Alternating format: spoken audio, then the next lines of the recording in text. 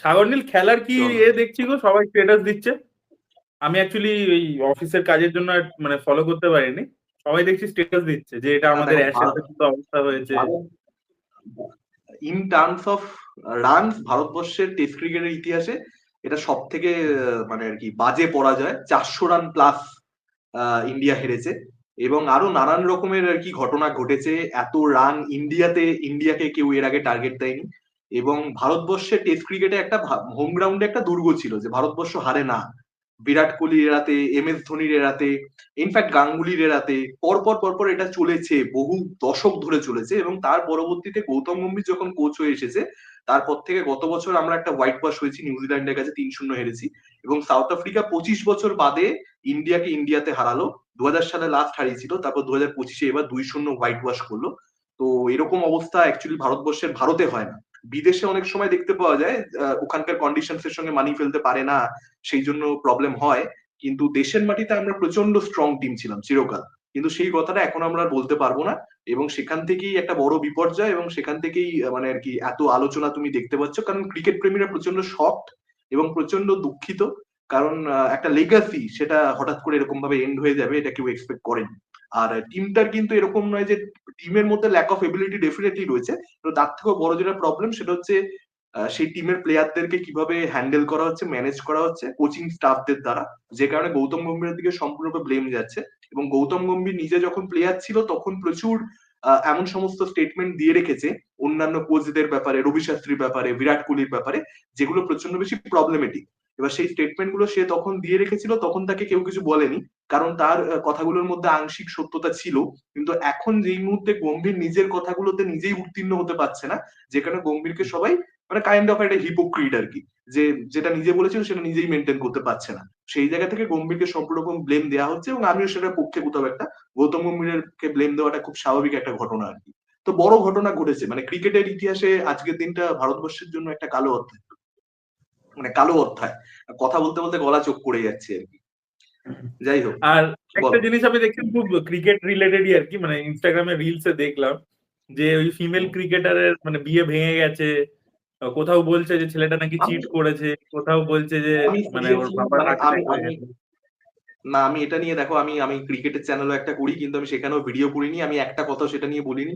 এবং আমি এখানেও সত্যি বলতে এটা নিয়ে কথাই বলতে চাই না। তার কারণ এটা নিয়ে আমি খুব বেশি নাড়াঘাটা করে খুব বেশি পড়বার চেষ্টা করি, এটা আমার বিষয় নয়। এবং এই যে এটা একটা নিউ লো সোশ্যাল মিডিয়ার, মানে এটা এটা নিয়ে আলোচনা মানে করা, এটা একটা মানুষের ব্যক্তিগত জীবন, এবং সেটাতে মানে হুম। ছেড়ে দেওয়া উচিত। বিশেষ করে অনেক ক্ষেত্রে হয় কি যে সেলিব্রিটিরা নিজেরা এসে নিজেরা বিভিন্ন নিজেদের জীবন নিয়ে কথা বলে, তখন না না, পাবলিক এটাতে অথরিটি নাকি পেয়ে যায়, তাহলে আমরাও স্টেটমেন্ট দিতে আমি পারি। আমি এই খেলোয়াড়ের ব্যাপারে জানতাম না, মানে জানতাম না ইন দ্য সেন্স মানে ওনার পার্সোনাল লাইফের ব্যাপারে জানতাম না। যেটা আমি দেখলাম যে ওই ছেলেটি নাকি মানে ছেলেটি একজন অ্যাক্টর, এবং সে নাকি ওই খেলার মাঠের মধ্যেই প্রপোজ করেছে এবং সেটা নাকি খুব ভাইরাল হয়েছিল আর কি। তো সেই সব কারণের জন্যই আর কি লোকে আরো ইন্টারেস্ট পেয়ে গেছে। এবং ছেলেটা নাকি ওই যে বিয়ের জন্য যে কোরিওগ্রাফার তার সাথেই প্রেম টেম করছিল, তার সাথে কি সব চ্যাটস ওয়্যাটস ভাইরাল হ্যাঁ, হয়েছে, হ্যাঁ, মানে হ্যাঁ। আমি পুরো ইনস্টাগ্রাম রিলে দেখেছি আর কি। এই উপর হ্যাঁ, সারফেস হঠাৎ লেভেলে করে। দেখো, সারফেস লেভেলে আমার কাছেও জিনিসটা এসছে, কিন্তু যে পরিমাণে এটাকে নিয়ে চর্চা শুরু হয়েছে, মানে এটা হুম। দরকার ছিল না সত্যি বলতে, খুবই মানে খারাপ ব্যাপার আর কি। আহ, আমার মনে হয় না যে একজন ইন্ডিয়ান ক্রিকেটারের, ক্রিকেটে এই জিনিসটা খুব নতুন, আগে ছিল না এটা। যেটা দেখবে অরিত্রতাও একটা জায়গাতে বলছিল যে ক্রিকেট নিয়ে এতটা মানে আর কি, মানে যে এর ব্যক্তিগত জীবন নিয়ে কথাবার্তা, ওর ব্যক্তিগত জীবন নিয়ে কথাবার্তা এতটা পরিমাণে হয় না, যেটা সিনেমার ক্ষেত্রে হয়। আর সিনেমা আর্টিস্টরাও নিজেরা চর্চায় থাকতে চায় এই সমস্ত মাধ্যমে, কিন্তু ক্রিকেটের ক্ষেত্রে ব্যাপারটা সেরকম নয়। মানে গৌতম গম্ভীর আজকে যে তাকে ব্লেম দেওয়া হচ্ছে, আমি বলবো ক্রিকেটের থেকে মানে সিনেমার থেকে ক্রিকেট অনেক বেশি মানে ফ্রিলি তুমি আলোচনা করতে পারবে, সিনেমাতে অত ফ্রিলি আলোচনা করা যায় না। সুপারস্টারডম কালচারটা অনেক বেশি সিনেমাতে, ক্রিকেটে অতটা নয়। কারণ গৌতম গম্ভীর একসময় খুব সেলিব্রেটেড একজন ক্রিকেটার, খুবই ভালো একজন স্পিন প্লেয়ার। তাকে সেই সময় যেরকম অ্যাপ্রিসিয়েটও করা হয়েছে, যখন তাকে মাথা থেকে নামানো তখন কিন্তু পাবলিকই তাকে মাথা থেকে নামিয়েও দিচ্ছে। তো ভারতবর্ষের ক্রিকেটের স্ট্যান্ডার্ড বা ক্রিকেটের যে কালচার সেটা অনেক বেশি হাই, যদি আমি সিনেমার সঙ্গে কম্পারিজন করি আর কি। তো সেইটা হুম। মানে খারাপ লাগছে যে এই সমস্ত জিনিসপত্রগুলো এবার ক্রিকেটের মধ্যে ঢুকে পড়ছে। এতটা খারাপ জিনিস আমি দেখিনি। তো স্মৃতি মান্ধানার বিষয়টা, মান্ধানার ক্রিকেট নিয়ে আলোচনা হওয়া উচিত, মান্ধানার এই জিনিসপত্রগুলো নিয়ে আলোচনা হওয়া উচিত নয়। আর অনেক ক্ষেত্রে তুমি যেটা বলছো যে হ্যাঁ, নিজেরাও এটাও একটা ব্যাপার যে নিজেরাও অনেক ক্ষেত্রে মিডিয়ার সামনে এই বিষয়পত্রগুলোকে আনা, ঠিক আছে, যে খেলার মাঠের মধ্যে প্রপোজ করছি, এই বিষয়গুলো এখন যুগের সঙ্গে তাল মিলিয়ে চলছে। আমরা শুভমান গিলকে দেখতে পাই যে সে মানে আর কি বলবো কাইন্ড অফ আর কি মানে সেমি নুড ফটোশপ কি ফটোশুট করছে, মানে কি বলে ওগুলোকে থার্ড স্ট্র্যাপ না কি বলে কি জানি কিছু একটা বলে ওটাকে, ঠিক আছে, আর থার্স্টি ফটোজ না কি সব বলে। তো ওই সমস্ত দেখি টাওয়েল পরে ওই সমস্ত ছবি দিচ্ছে, মানে এগুলো হচ্ছে মানে সচিন টেন্ডুলকার টাওয়েল পরে ছবি দিচ্ছে তার সিক্স প্যাক অ্যাপসে, এটা আমি ভাবতে পারিনি। যাই হোক ঠিক আছে, এটাই এখন নতুন যুগ আর কি বলা যাবে। আচ্ছা, ক্রিকেট নিয়ে যখন কথা হচ্ছে, আমি একটু ক্রিকেটের উপরে একটা ডকুমেন্টারি ব্যাপারে তোমাদের কাছে জিজ্ঞাসা করতে চাই, দেখেছো কিনা? নীরজ পান্ডে একটা ক্রিকেটের উপর ডকুমেন্টারি প্রডিউস করেছিল, আচ্ছা, একটা টেস্ট ম্যাচ নিয়ে, ইন্ডিয়ারই একটা টেস্ট ম্যাচ নিয়ে। এটা হচ্ছে 2021-এর কথা কিংবা 22-এর কথা। হ্যাঁ আমি তখন দেখেছি। ওইটা দেখেছি। দেখেছি ওটা? হ্যাঁ ওটা দেখেছি, ওটা দেখেছি। ওটা দেখেছি। না না না আমি দেখি। ওটা দেখেছি। বুট বলে প্ল্যাটফর্মটা ছিল ওখানে। ইনফ্যাক্ট অস্ট্রেলিয়ার, আমি বলছি আরো ভালো ডকুমেন্টারি, অস্ট্রেলিয়ার একটা সিরিজ নিয়ে ডকুমেন্টারি হয়েছিল। সেখানে না অস্ট্রেলিয়ার ড্রেসিং রুমে অ্যাকচুয়ালি ওরা আগে থেকে বোধহয় করবে ডকুমেন্টারিটা জানা ছিল, যে কারণে ওরা অস্ট্রেলিয়ার ড্রেসিং রুমে ক্যামেরা বসিয়ে রেখেছিল, যাতে একদম র ফুটেজেস আর কি তোলা যায় যে অ্যাকচুয়ালি প্লেয়াররা কিভাবে রিয়াক্ট করে, যে মানে আর কি ড্রেসিং রুমে যাওয়ার পরবর্তীতে। তো সেই জিনিসপত্রগুলো মানে যতটা র ছিল এবং রিয়েল ছিল, কারণ অস্ট্রেলিয়া খুবই অ্যাগ্রেসিভ আর কি, মানে যখন তারা ক্রিকেট খেলাবার বিষয়ে আসে আর কি, ক্রিকেটের বিষয়ে ওটা প্রচন্ড মানে সিরিয়াস। এবং সেটা দুর্দান্ত একটা মানে ডকুমেন্টারি ছিল, যে ওরা কিভাবে রিয়াক্ট করছে, মানে হেলমেট ছুড়ে দিচ্ছে, ব্যাট ছুড়ে ফেলে দিচ্ছে, খিস্তি খাস্তি দিয়ে দিচ্ছে, এরকম আর কি, মানে প্রচন্ড ফিউরিয়াস ওরা ক্রিকেটের ব্যাপারে, এবং যে কারণেই এত সাফল্য ওভার দি ইয়ার্স পেয়েছে অস্ট্রেলিয়া। না, আমি আরেকটা ডকুমেন্টারি দেখেছিলাম, ওটা ইউটিউবেই অ্যাভেলেবেল ছিল। ওটা হচ্ছে ওয়েস্ট ইন্ডিজের 1975 আর 79-এর যে ওয়ার্ল্ড কাপ জিতেছিল, তখন যে টিমটা ছিল ওদেরকে নিয়ে ছিল। বুঝতে পারলে তো? ওই মানে বুঝতে পারছো তো, মানে ওই যে লেজেন্ডারি টিমটা, মানে ক্লাইভ লয়েড, ভিভিয়ান রিচার্ডস, তো ওদের যে পুরো ওই টিমটা ওয়েস্ট ইন্ডিজের কাছে কেন ক্রিকেটটা এত ইম্পর্টেন্ট হয়ে উঠলো, ঠিক আছে, মানে ওটা ওদের একটা ওয়ে অফ প্রোটেস্ট আর কি। এবং প্রত্যেকটা প্লেয়ার কোন ব্যাকগ্রাউন্ড থেকে এসছে, কতটা মানে পভার্টির সাথে লড়াই করেছে, সেগুলো নিয়ে ছিল। আমার নামটা এখন যদি মনে পড়ছে না। ওটাও দেখেছিলাম। ওই অ্যাকচুয়ালি ওটা দেখেছিলাম কখন আমি তোমাকে বলছি, 83 ছবিটা মুক্তি পেলো, 83 দেখলাম 2021-এ। বাট 83 দেখার পরে, মানে আমি দেখো 83 খেলাটা আমি দেখেছিলাম, মানে আগেই দেখেছিলাম, ওখানকার যে ম্যাচেস গুলো অ্যাভেলেবেল ছিল আগে দেখেছিলাম হাইলাইটস। আর হাইলাইটস বলে আমরা যখন ছোট ছিলাম, ওই 10 স্পোর্টসে হাইলাইটস বলে একটা আলাদা সেগমেন্টই হতো, যেখানে পুরোনো প্রচুর খেলা দেখাতো। তো পুরোনো অনেক ফুটেজ দেখাতো, তখন দেখতাম ক্রিকেটের পুরোনো হাইলাইটস, আমার দেখতে ভালো লাগতো। আর আমি চিরকাল, মানে আমি ধরো এটা আর্লি 2000s এর কথা বলছি, আমি চিরকাল ফ্যাসিনেটেড ছিলাম যে 90s এর যে জার্সি গুলো ছিল না, ওয়ানডে যে জার্সি গুলো, সেগুলো আমার বেশি ফ্যাসিনেটিং লাগতো। দেখবে ইন্ডিয়ার একটা জার্সি হয়েছিল লেট 90s এ, একটু কালো টাইপের প্যান্ট, একটা খয়েরি টাইপের গেঞ্জি, দেখবে এটা হয়েছিল। তো ওইগুলো আমার বেশি ফ্যাসিনেটিং লাগতো, তো আমি হাইলাইটস গুলো খুব দেখতাম, ওই পেপসি কাপ ওইগুলো সব দেখতাম। তো সেখানে আমি দেখেছিলাম। তো আমি ওই 83 ছবিটা দেখার পরবর্তীতে আমার আরেকটু ইন্টারেস্ট জাগলো, যে আচ্ছা ওয়েস্ট ইন্ডিজের টিমটার ব্যাপারে, লেজেন্ডারি টিম, প্লেয়ারদের ব্যাপারে জানতাম মোটামুটি, বাট আরেকটু ইন্টারেস্ট। তখন আমি জানলাম যে ওদের উপরে ডকুমেন্টারি আছে, এবং আই থিঙ্ক ওটা দুটো ডকুমেন্টারি ছিল, পার্ট 1 পার্ট 2 করে এরকম কিছু ছিল। ওখানে ওই 75 আর 79-এর ওয়ার্ল্ড কাপে ওরা কিভাবে জিতেছে, মানে ক্রিকেটের মাধ্যমে ওদের যে একটা স্টেটমেন্ট দেওয়া ওয়ার্ল্ডের কাছে, সেইটা নিয়ে দারুণ আর কি ওই ডকুমেন্টারি। ওটা পারলে সাগরনীল দেখো, আমার নামটা মনে পড়লে আমি গ্রুপে পাঠাবো, রূপমও দেখো, দারুণ লাগবে। এরকম অ্যাকচুয়ালি ওই ক্রিকেটকে কেন্দ্র করে ইউটিউবে প্রচুর ডকুমেন্টারি অ্যাভেলেবেল রয়েছে। আমি বলছি ইন্ডিয়া ভার্সেস পাকিস্তানের 2003-এর যে ওয়ার্ল্ড কাপ ম্যাচ, সেটার আগে একটা হিউজ টেনশন ছিল, তার কারণ পার্লামেন্টে অ্যাটাক হয়ে গেছিল, তোমরা সকলেই জানো। এবং তার পরবর্তীতে ওই ম্যাচটা হচ্ছিল সেই সময়, এবং যে কারণে ওই ম্যাচটাকে আর একটা ক্রিকেট ম্যাচ হিসেবে দেখা হচ্ছিল না। এরকম একটা মানে খবরের কাগজে এরকম হেডলাইন বেরিয়েছিল যে ওয়ার্ল্ড কাপ ইন্ডিয়া জিতুক না জিতুক, ইন্ডিয়াকে পাকিস্তান ম্যাচ জিততেই হবে। এবং গাঙ্গুলি ওটা পার্টিকুলার ম্যাচটার ক্যাপ্টেন্সি করছিল, এবং ওটাকে নিয়ে একটা ডকুমেন্টারি রয়েছে যে কি পলিটিক্যাল টেনশন ছিল সেখানে আর কি। ওইটার সঙ্গে ক্রিকেট কেমন ভাবে আর কি প্যারালাল ড্র করে ওই ডকুমেন্টারিটা বানানো হয়েছিল, এক্সট্রাঅর্ডিনারি স্টাফ। তো এরকম অনেক ডকুমেন্টারি অ্যাকচুয়ালি রয়েছে। ওই খেলাটাতে আমার মনে আছে একটা ক্যাচ উঠেছিল সচিনের, যেটা ড্রপ করে গেছিল, মানে ওয়াসিম আকরাম বল করছিল, একটা সচিনের ক্যাচ উঠেছিল, যেটা নিতে পারেনি প্লেয়াররা। ও ওয়াসিম আকরাম কি খেপে গেছিল, মানে ওই ক্যাচটা যদি নিয়ে নিত সেদিনকে, পুরো খেলা ঘুরে যেত।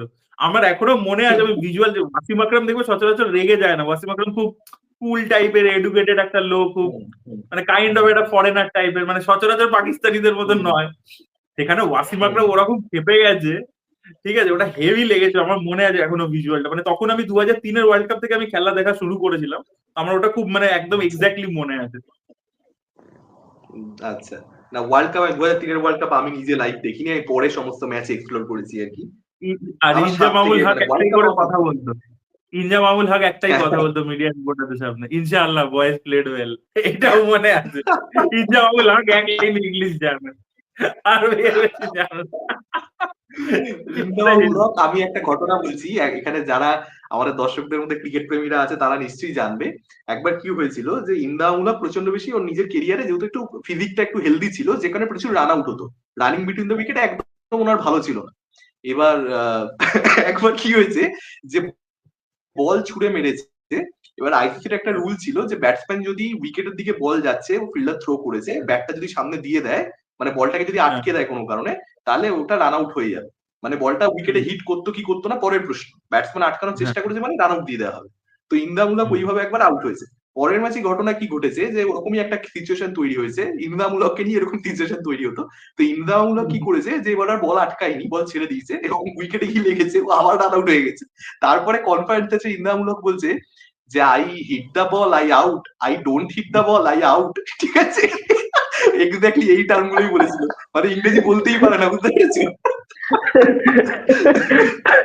দুটোই ওদের নয়, দুটোই নয়। পাকিস্তানে ইংলিশ আর বলতে আরেকটা পারে ভালো, জিনিস ওয়াসিম আকরাম বলতে পারতো, ইমরান খান বলতে পারতো, এরকম আমার কিছু লোকই মনে আছে। এবার দেখবে শোয়েব আখতারও ইংলিশ বলে না, কিন্তু হিন্দিতেই কথা বলে। শোয়েব আখতারও বেশি ইংলিশ বলতে এখন জানে না। এখন না, এখন তবু মানে অ্যাকচুয়ালি এরা খেলা ছাড়ার পরে অনেকটা ফ্লুয়েন্ট হয়েছে। শোয়েব আক্তারের কথা আমি বলছি। একদম যদি আর্লি ডেতে চলে যাও, আমাদের হরভজন সিং, বীরেন্দর সেহওয়াগ, এদের প্রত্যেকেরই ইংরেজি নিয়ে সমস্যা ছিল। হ্যাঁ, একটা হরভজন সিং একবার গল্প বলছিল যে ওদের বারে গেছে, ওরা রেস্টুরেন্টে গেছে, রেস্টুরেন্ট বা বার হোয়াট এভার কিছুটা হবে। এবার সেখানে ওদের অর্ডার এসছে। তো ওরা অর্ডার রাখবার জন্য বলছে সিট ডাউন, সিট ডাউন, ঠিক আছে? তো ওয়েটার বসে পড়েছে। এবার ওরা ওয়েটারকে ওরা ওয়েটারকে বলতে চাইছে যে খাবারটা এখানে টেবিলে রেখে যাও, বলছে সিট ডাউন, সিট ডাউন।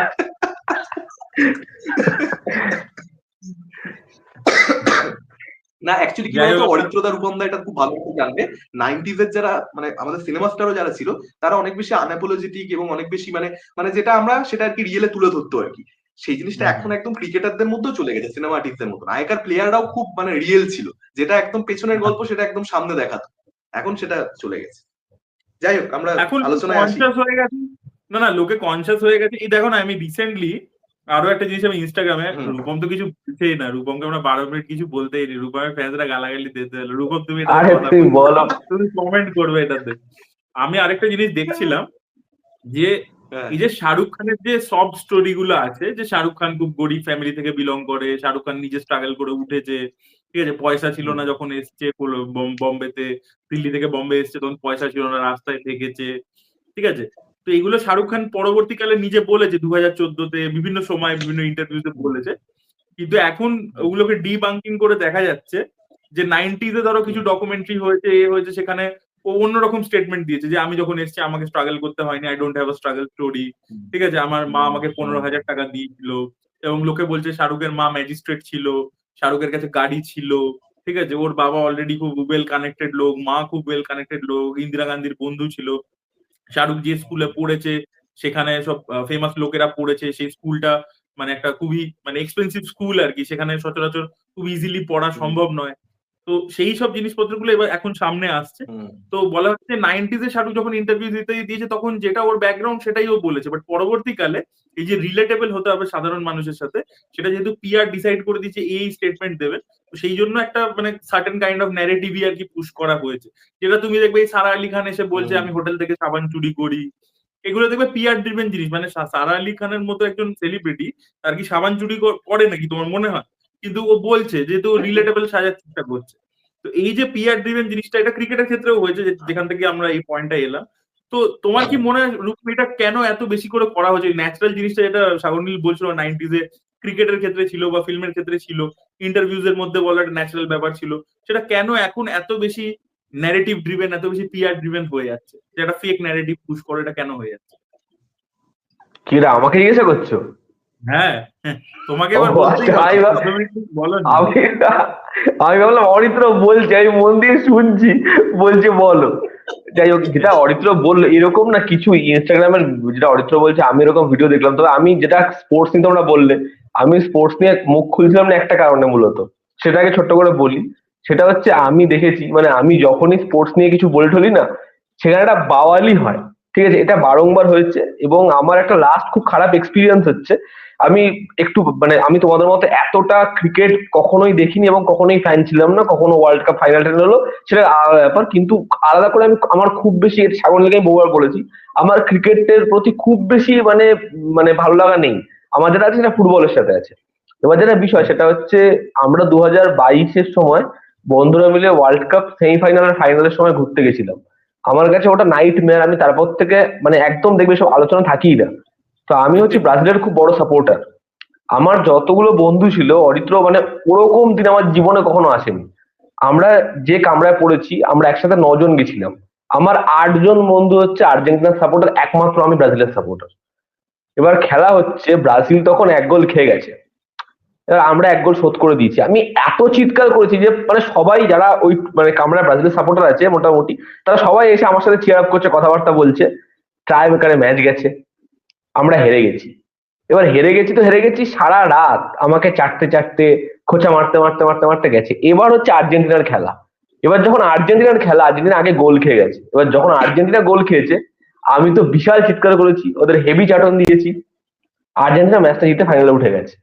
এবার যখন ফাইনাল পড়বি তো পর সেদিনকে আমরা ফিরছি ওখান থেকে ঘুরে, এবার তুমি ভাবো যখন ফ্রান্স শেষ মুহূর্তে এমবাপে গোল শোধ করে দেয়, আমি মানে লেভেলের মানে কি যে বলেছি, গালাগাল দিয়েছি, কি করেছি আমি জানিও না কি কি করেছি। কিন্তু যখন হেরে যায় ফ্রান্স, আর্জেন্টিনা জিতে যায়, আমি তোমাকে বলছি ওই 4 ঘন্টা ট্রেন জার্নি আমি জীবনে ভুলবো না। যে কি কি আমি শুনেছি, মানে আমার ধরো ওরা ধরো আমার খাবারও দিচ্ছে, সেই খাবার দিতেই তো আমাকে এমন এমন কথা বলেছে, যে কারণে আমি এইসব আলোচনায় খুব একটা থাকি না। আর যেটা অরিত্র বলছো পরবর্তী সময় যেটা বললে সেটা হচ্ছে শাহরুখ খানের বিষয়, বা হচ্ছে দেখবে অক্ষয় কুমারের একটা ক্লিপ খুব ভাইরাল হয়েছে, যে অক্ষয় কুমার বহু জায়গায় বহু রকম বলেছে তার বাবা কি করে।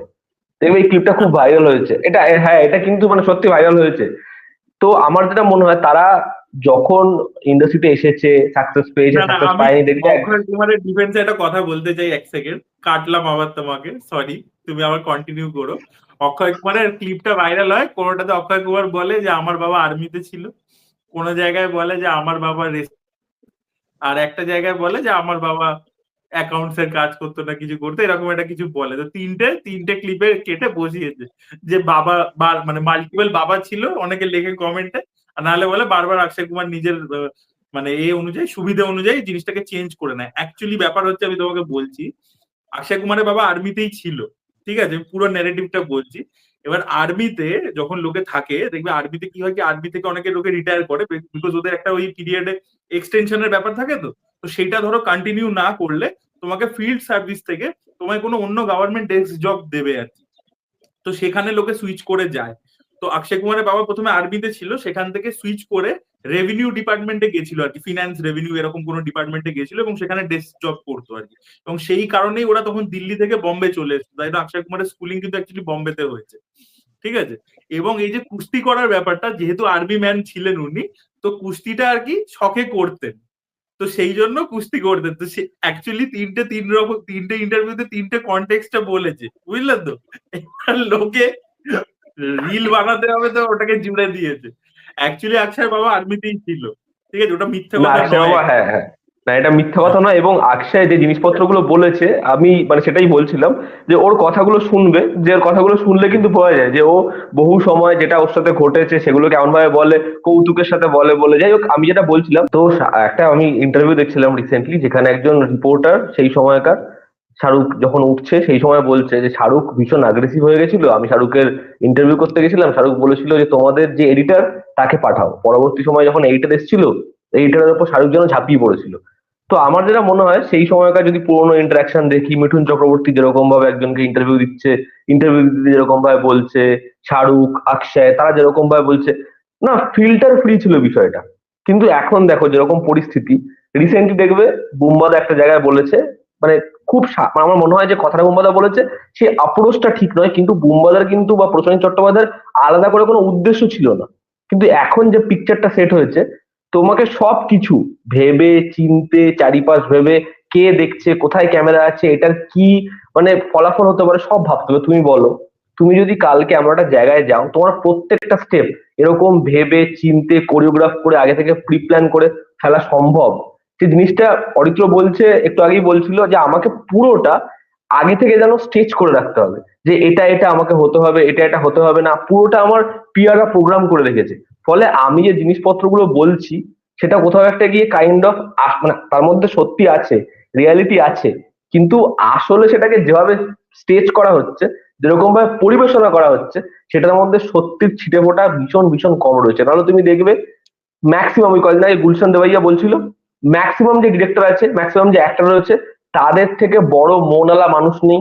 এরা প্রত্যেকে কুকুর বিড়ালকে ভালোবাসে, রাস্তায় দেখা হলে প্রত্যেক পাপারাজির সাথে এমন ভাবে কথা বলে যে এদের মতো চিন্তিত, এদের মতো ভালো মানুষ নেই, কিন্তু বাস্তবে নয়। তার কারণ রিসেন্টলি এদের এত ক্লিপ ভাইরাল হয়েছে যেখানে একজন এসে কোনো পেপারের দিকে কিছু বললো না, খিস্তি দিয়ে দিল, বা সে দাঁড়ালো না, সেটা নিয়ে এমন একটা হেডলাইন তৈরি হয়ে যাবে, এমন একটা স্টেটমেন্ট হয়ে যাবে। তার থেকে ভালো রিসেন্ট তুমি দেখো না, প্রত্যেকে সেটাকে এমন ভাবে অভিনয় করছে, রে এমনি অভিনেতা, যে জিনিসটার মধ্যে আর কারোর মধ্যে কোনো খারাপই নেই। আমার এই জন্য জয়া বচ্চনকে অনেক ভালো লাগে, যে ভাই কোনো ফিল্টার নেই, যেখানে যেখানে যাচ্ছে এই চুপ করে দাঁড়াও, একদম ছবি তুলবে না, বেশি কথা বলবে না, আমি যেরকম আমি সেরকমই বিহেভ করি, না আর না হলে এসবের থেকে একদম দূরে গিয়ে একদম দূরে গিয়ে বিরাজ করো। কারণ এই যে ফেক বিষয়টা তুমি বলো, এই যে সবাই নিজের একটা গল্প রয়েছে, সবার একটা সাজানো মানে একই রকম জার্নি রয়েছে, যেখানে যে আজকে বিহার থেকে এসেছে, ধরো একজন অ্যাক্টর, আমি নাম বলবো না, আমি একজন বড় অ্যাক্টরের একটা ইন্টারভিউ নিয়েছি, সবার একটাই গল্প, সাগর নিয়ে। তাদের যখন এসেছিল, কারো কাছে 10 টাকা ছিল, কারো কাছে 5 টাকা ছিল, কারো কাছে 1 টাকা ছিল। আমি যখন তাকে নিয়ে কথা বলেছি, আমি একজনের একটা কমেন্ট দেখেছি, কমেন্টটা আমার সেরা লেগেছে, যে সুপারস্টার হলে পকেটে 20 টাকা থাকে, যদি সে অ্যাক্টর হয় তাহলে 5 টাকা থাকে, আর আমাদের বাংলা ওয়েস্ট বেঙ্গলে হলে আরো খারাপ অবস্থা, তখন বোধহয় 8 আনা থাকে। সত্যি তাই, সবার গল্পের মধ্যে এই লাইনটা সিমিলার। হ্যাঁ, কেউ স্ট্রাগল করেছে, এটাতে কোনো সমস্যা নেই, কিন্তু এই যে বিষয়টা, যে মানুষকে বলা হচ্ছে যে তুমি যদি আমাদের থেকেও খারাপ পরিস্থিতিতে থাকো তাহলে তুমি এনকারেজ করা হচ্ছে এরকম ভাবে, এই উদ্দেশ্যটা ভালো, কিন্তু এই যে রিয়ালিটিটা, এই রিয়ালিটি চেক কাউকে দিচ্ছে না, যে এই জায়গাটা কতটা কঠিন, এই জায়গাটা কতটা দৃঢ়। এই রিয়ালিটি চেকটা আমার মনে হয় মানুষদের দেওয়া উচিত, মানুষের দেওয়া দরকার। কারণ আজকে এরকম এটাকে আমরা এটা নিয়ে আলোচনা এই কারণেই করলাম, রূপমের বিষয়টাকে একটু র্যাপ আপ করছি এবার, যে এই যে কোনো জিনিসে আপনি যখনই স্ট্রাগল করছেন, ঠিক আছে, আর আপনি কোথায় পৌঁছাতে পারছেন, এই দুটো স্টার্টিং লাইন ফিনিশিং লাইন প্রত্যেকটা মানুষের জন্য ডিফারেন্ট। কিন্তু তো আপনার সাকসেস অন্য কোনো মানুষের সাকসেসের সাথে ওই জন্য তুলনা করে নিজেকে ছোট ভাববেন না। কারণ আপনার স্টার্টিং লাইনটা হয়তো সে অলরেডি এগিয়ে ছিল, কেউ হয়তো স্ট্রাগল করছে, তার কাছে অলরেডি একটা অল্টো গাড়ি রয়েছে, তাতে স্ট্রাগল করছে, আর আপনি হয়তো হেঁটে লোকাল ট্রেনে করে স্ট্রাগল করছেন। তো দুটো স্ট্রাগলের স্টার্টিং পয়েন্টটাই আলাদা, ঠিক আছে। এবার কি হচ্ছে, লোকে যারা সাকসেসফুল হয়ে যায় তারা এই গল্পগুলো বলে যে আমরা সবাই স্ট্রাগল করেছি, ঠিক আছে, বাট রিয়ালিটি চেকটা অন্যরকম। এবং কিছু কিছু জায়গায় আপনার কিছু কিছু ফিল্ডে স্ট্রাগল করবার জন্য একটা certain kind of financial backup দরকার, না হলে আপনি একটা সার্টেন পয়েন্টে পরবর্তীতে পারবেন না, ঠিক আছে। তো সেইটা কিন্তু আপনাদের প্রত্যেকেরই মাথায় রাখা উচিত, ঠিক আছে। সেলিব্রিটিরা যা বলছে সেটাকেই শুনে, মানে ধরুন আজকে যদি আপনি ক্রিকেটে যেতে চান, আপনার একটা certain kind of financial backing লাগবেই লাগবে, লাগবে হবেই, অবশ্যই লাগবে। এটা সাগরনীল আরো বেটার একটু বলতে পারবে।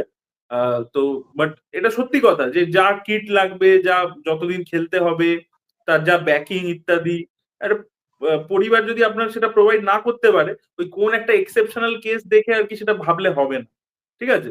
সেম এই একটা বিষয়, একটা কয়েকদিন আগে একটা জয়দীপের একটা ইন্টারাকশন দেখছিলাম, সেখানে জয়দীপ যে কথাটা বলেছে না, এতটা আমার মনে হয় যে বাস্তব কথাটা, যে এই যে এরকম ধরনের কথাবার্তা, এগুলো কিন্তু তোমাকে রোজ মোটিভেট করবে না। আজকে তুমি শুনলে তোমার অ্যাক্টর হওয়ার ইচ্ছা, তোমার ডিরেক্টর হওয়ার ইচ্ছা, তুমি একটা কোট শুনলে শাহরুখ খানের, বা একটা স্টেটমেন্ট শুনলে অক্ষয় কুমারের, তোমার ওটা তোমার জন্য একটা বিভৎস কাজ করলো, বা পঙ্কজ ত্রিপাঠী বা গজরাজ রাও বা মনোজ বাজপেয়ীর একটা কথা শুনলে তোমাকে ভীষণভাবে মোটিভেট করলো, কিন্তু এই মোটিভেশনটা একটা ভ্যালিডিটি আছে, সেটা কালকেই উবে যেতে পারে, যখন তুমি দেখবে যে এখানে কিরকম ভাবে অডিশন হচ্ছে, এখানে প্ল্যান প্রোগ্রাম কিরকম ভাবে হচ্ছে। মুম্বাইতে জায়গাটা মানে ওখানে যা পরিস্থিতি, সেটা হয়তো আমাদের থেকে আরো আরো বেশি হার্ডেলস এর, কিন্তু যেটা তোমাকে টিকিয়ে রাখবে, তোমার জন্য তোমার মতো সাকসেস এনে দেবে, সেটা হচ্ছে কনস্ট্যান্ট হয়ে তোমার কাজ করে যাওয়া, তোমার ওই কাজটার পিছনে লেগে থাকা, তোমার ধৈর্য, ডিসিপ্লিন। মানে সেটা কখনো ওই মোটিভেশনটা তোমাকে রোজ রোজ শাহরুখ খানের একটা করে কোট এসে, শাহরুখ খানের একটা করে ভিডিও এসে তোমার মধ্যে থাকবে না, ওটা উবে যাবেই, আজকে থাকবে কালকে থাকবে না। যাই হোক, এবার সাগর নীল অ্যাকচুয়ালি একটু বলুন cricket। যেটা বলেছিল সেটা হচ্ছে যে আর্মি কখনো মানে ডিসিপ্লিনের উপরে এর উপরে কাজ করে না, মানে মোটিভেশনের উপরে কাজ করে না। আর্মি যেটার উপরে কাজ করে সেটা হচ্ছে কনসিস্টেন্সি। এইটা হচ্ছে না জয়দীপের অ্যাকচুয়াল কোডটা, এবং এটা প্রচন্ড মানে সত্যি কথা। কনসিস্টেন্সি ইজ দি কি। মানে আজকে যারাই সাকসেসফুল নিজেদের কেরিয়ারে, সেটা যে কোনো কেরিয়ার হোক না কেন, তারা প্রত্যেক দিন অফিসে গেছে। এই যে আজকে বিভিন্ন আমি দেখি অনেকেই বলে, অনেক ক্ষেত্রে বলে যে দাদা রেজাল্ট তো, মানে আজকালকার বাচ্চারাও এটা জেনে গেছে যে রেজাল্ট কোনো কাজে লাগে না নাকি, 7, 8, 9 এর রেজাল্ট কাজে লাগে না। ভালো কথা, কাজে লাগে না, এটা একটা একটা একটা লেন্স হতে পারে। কিন্তু ব্যাপারটা হচ্ছে তা সত্ত্বেও রেজাল্টটা কেন ইম্পর্টেন্ট, কেন ভালো করে পড়াশোনা করতে হয়, এবং তার পরবর্তীতে ইন্টারভিউতে কেন রেজাল্টের ব্যাপারে জিজ্ঞাসা করে যে মাধ্যমিকে কত ছিল, এইচএস এ পার্সেন্টেজ কত ছিল, কলেজ লেভেলে কি করেছো। তার কারণ হচ্ছে যে তুমি একটা একটা একটা পার্টিকুলার জায়গাতে তুমি 365 দিন গেছো, এবং সেখানে একটা 90 মিনিটের বা 3 ঘন্টার পরীক্ষা দিয়েছো প্রত্যেক বছরের শেষে, সেখানে তোমার একটা মূল্যায়ন হয়েছে। অতএব তুমি একটা একটা ডিসিপ্লিন মেনে কোনো একটা কোর্স করেছো। এর অর্থ হচ্ছে যে তুমি আমার অফিসে যদি তোমাকে আমি হায়ার করি, তুমি এখানে আসবে। এরকম হবে না যে 2 দিন আসছো না, 3 দিনের দিন আবার অ্যাবসেন্ট করে দিচ্ছ। এইরকম হবে না, তোমার একটা কনসিস্টেন্সি থাকবে, যেটা একটা এমপ্লয়ের মধ্যে প্রয়োজন একটা কোম্পানি। তো এটাই হচ্ছে পড়াশোনা করবার কারণটা। ভালো রেজাল্ট খারাপ রেজাল্ট সেটা ঠিক আছে, কিন্তু কেন অ্যাকচুয়ালি পড়াশোনা করতে হয় সেটার পেছনে মেন রিজনটা হচ্ছে এইটা। তো কনসিস্টেন্সি ইজ দি কি, এর অন্য কোনো বিকল্প নেই। আরেকটা আমি খুব ভালো এখানে যে কথাটা, মানে আমি মানে আমাকে একটা নতুন ভিউ পয়েন্ট দিয়েছিল, যে যে কাজগুলো করতে ইচ্ছে হবে না, মনে হবে যে এইটা একটু এটা পরে করব, সেই কাজটা যদি সেই মুহূর্তে করে ফেলা যায়, তাহলেই মানে আর কি জীবনে সাকসেসের কিছু একটা দেখা যেতে পারে। কারণ যেটা মানুষ করতে চায় না, মনে হয় যে একটু পরে করব, কালকে করবো, পরশু করব, সেই কাজটাই অ্যাকচুয়ালি হচ্ছে মানে মানে সেই কাজটাই তোমাকে সাকসেস এনে দেবে। মানে তুমি এটা করতে চাইছো না, মানে তুমি জেনে রাখবে যে আহ, সেটার পেছনে কিছু মানে করলে তুমি ইমিডিয়েটলি কিছু লাভ তুমি পেতে পারো। কারণ মানুষ কঠিন কাজগুলোকে নর্মালি ইগনোর করতে চায়, এটাই ন্যাচারাল হিউম্যান ইনস্টিংক্ট, যে আমি এই কঠিন কাজটা, এটা আমার দরকার, এটা পরে করবো, এটা না করলেও যদি চলে যায় তাহলে ভালোই হয়, করবো না। কিন্তু ওইটাই করে ফেলা দরকার। যাই হোক, আমরা আমি হাত এই কারণে তুললাম বিকজ সাগর নীলের মাইক মিউট না করলে আবার ইকো হতো, সেই কারণে আমি হাত তুললাম। দর্শকদেরকে বলেছি একটু কিছু নেটওয়ার্কের ইস্যু হচ্ছে, মানে আমরা সাগর নীল মাইক অন করলে আর কি একটু ইকো হচ্ছে। তাই জন্য যখন সাগর নীল মাইক অন করছে আমরা অফ করে দিচ্ছি, আবার আমরা যখন কথা বলছি ও অফ করে দিচ্ছে। তো এই যে সাগর নীল একটা কথা বললো যে কনসিস্টেন্সি, যে রোজ তুমি স্কুলে যাচ্ছ কিনা, 365 দিন তুমি পরীক্ষা দিচ্ছ কিনা, এটা যেরকম একদিক থেকে ডিসিপ্লিন শেখায়। ইভেন রাসুল পুকুটি বলে একজন মিউজিক আর কি সাউন্ড ইঞ্জিনিয়ার আছে, নিশ্চয়ই শুনেছে, উনি অস্কারসেও গেছিলেন। 2.0 ওর মতো ছবির উনি সাউন্ড ডিজাইন করেছেন ইত্যাদি, খুব নাম করা technician, national award winning technician. তো রাসুল পুকুটি এই কথাটা যেটা সাগর নীল বলছে ওই সেম কথাটা উনি বলেন, বাট আমি এটার একটা ফ্লিপ থিওরি তোমাকে দিচ্ছি, মানে যেটা আমি তোমাকে বলছি, মানে এটার ব্যাপারে আমি পড়ছিলাম একবার। মানে রিচ ড্যাড পুয়ার ড্যাড বলে একটা গল্পের বই আছে, জানো? মানে একটা বই আছে, মানে গল্পের বই না, মানে একটা বই আছে, রিচ ড্যাড পুয়ার ড্যাড বলে, খুব পপুলার। যারা পড়েছেন তারা কমেন্টে অবশ্যই জানাবে। তো সেখানে বলছে যে এই যে কনভেনশনাল এডুকেশন সিস্টেম, এটা অ্যাকচুয়ালি তৈরি হয়েছে যে তারা চাইছে যে তোমাকে অ্যাকচুয়ালি একটা সার্টেন ফ্রেমওয়ার্কের মধ্যে বেঁধে দিতে, যাতে তুমি চিরকাল গরিবই থাকো, তুমি লোকের আন্ডারে কাজই করো। ঠিক আছে? তো এই যে তুমি ফ্রেমওয়ার্কটার কথা বললে না, যে অফিস মানে অফিসের জন্য তোমাকে অ্যাকচুয়ালি তৈরি করছে, যে তুমি কারোর একটা ইনস্ট্রাকশন শুনছো, তুমি একটা ফ্রেমওয়ার্কের মধ্যেই ভাবছো, তুমি পরীক্ষাটা ওই সিলেবাসের মধ্যেই দিচ্ছ, চিন্তা ভাবনা ওটার মধ্যেই করছো, তো তুমি একটা সেট কাঠামো হয়ে যাচ্ছে। তো মানে ওই বইটার মধ্যে একটা জিনিস ছিল, বা এটা এরকম অনেকেই বলেছে যে ওই এই যে রেগুলার কনভেনশনাল স্কুলিং বা ইত্যাদি, এগুলো যে অরিজিনেট করেছে, এগুলো কিন্তু ম্যাক্সিমাম করেছে হচ্ছে লোককে ওই একটা কারুর আন্ডারে যাতে কাজ করতে পারে সেটার জন্য তৈরি করার জন্য।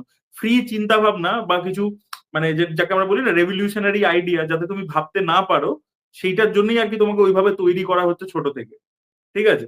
আর এরকমও দেখতে পাওয়া গেছে যে প্রচুর সাকসেসফুল লোকজন, তারা কিন্তু অ্যাকচুয়ালি এই কনভেনশনাল স্কুলিং যে সিস্টেম, সেটার মধ্যে আর কি পড়াশোনা করেনি, তারা কিন্তু তার বাইরে করেছে। তার এক্সাম্পল রবীন্দ্রনাথ ঠাকুরের কথা তো আমরা প্রত্যেকে জানি বাঙালিরা, বাট আমি তোমাকে আরেকটা এক্সাম্পল দিচ্ছি, শুনে তোমরা শকড হবে।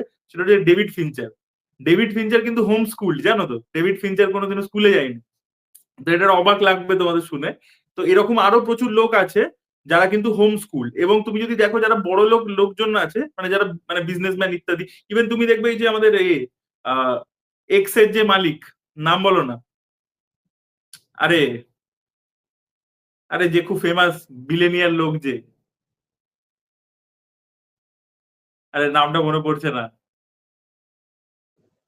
টুইটার যে কিনে নিয়েছে। হ্যাঁ, তোর নামটা কি? আমার নামটা মনে পড়ছে না। লোকে এটার জন্য খিস্তি দেবে। আরে সাগরনীর নামটা বল।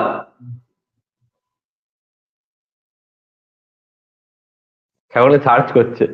এটা আনকাট রেখো, লোকে কিস্তি দেবে, সবাই নাম ভুলে গেছে। স্পেস এক্স এর মালিক আর কি বেসিক্যালি। আর আমার নামটা কিছুতেই মনে আসছে না কেন? টেসলার মালিক। মিলন মাস্ক।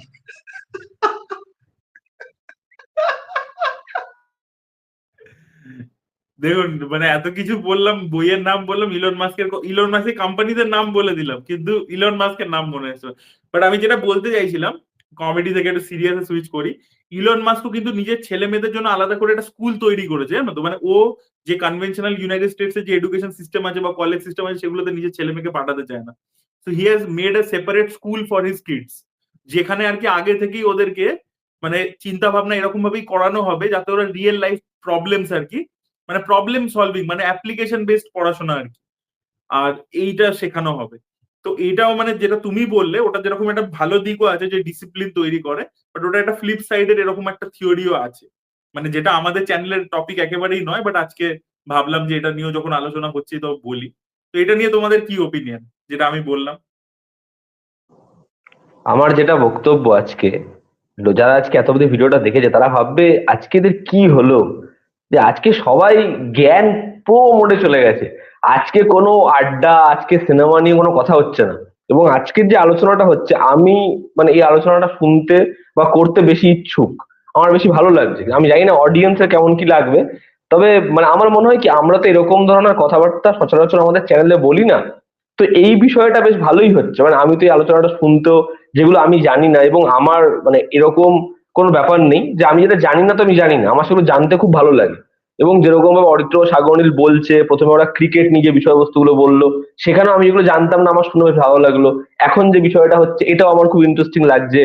কারণ সাগরনীল যে বিষয়টা বলছিল, ওর যে থিওরিটা ছিল, ওর যে দিকটা, সেটাকে আমি পুরোপুরি সেটার সাথে একমত নই। আর অরিত্র যে দিকটা বলছে, সেখানে রবীন্দ্রনাথ ঠাকুর থেকে শুরু করে ইলন মাস্কের বিষয়টা আমি জানতাম না। রবীন্দ্রনাথ ঠাকুরের বিষয়টা তো আমরা মোটামুটি সবাই পড়েছি, আমরা জানি। তার ওই যে একটা দর্শন, তার একটা জানলা থেকে তার যে দেখা, সেটাকে সে কিরকম ভাবে নিজের লেখা থেকে শুরু করে তার জীবনে এরকম ভাবে এনেছিলেন, সেগুলো আমরা জানি, আমরা পড়েছি। এবার বিষয়টা হচ্ছে যে অরিত্র যে বিষয়টা বললো, সেটাকে কিরকম ভাবে আমাদের স্কুলিং করানো হয় যাতে আমাদের পয়েন্ট অফ ভিউটা সেটা কোথায় সীমাবদ্ধ থাকে, এটা এটা ভীষণ ভীষণ ইন্টারেস্টিং। আর যেটা আমরা আগের যে আলোচনাটায় ছিলাম, যে আমাদেরকে আহ কি করা উচিত আমাদের দৈনন্দিন জীবন এগিয়ে নিয়ে যাওয়ার জন্য, আমাদের যে কোনো কাজে ফোকাস থাকার জন্য, আমার মনে হয় এই দুটো ওতপ্রোতভাবে একে অপরের সাথে জড়িয়ে রয়েছে। আবার কোথাও একটা গিয়ে এই দুটো পারসেপশনই ডিফার করে একে অপরের সাথে।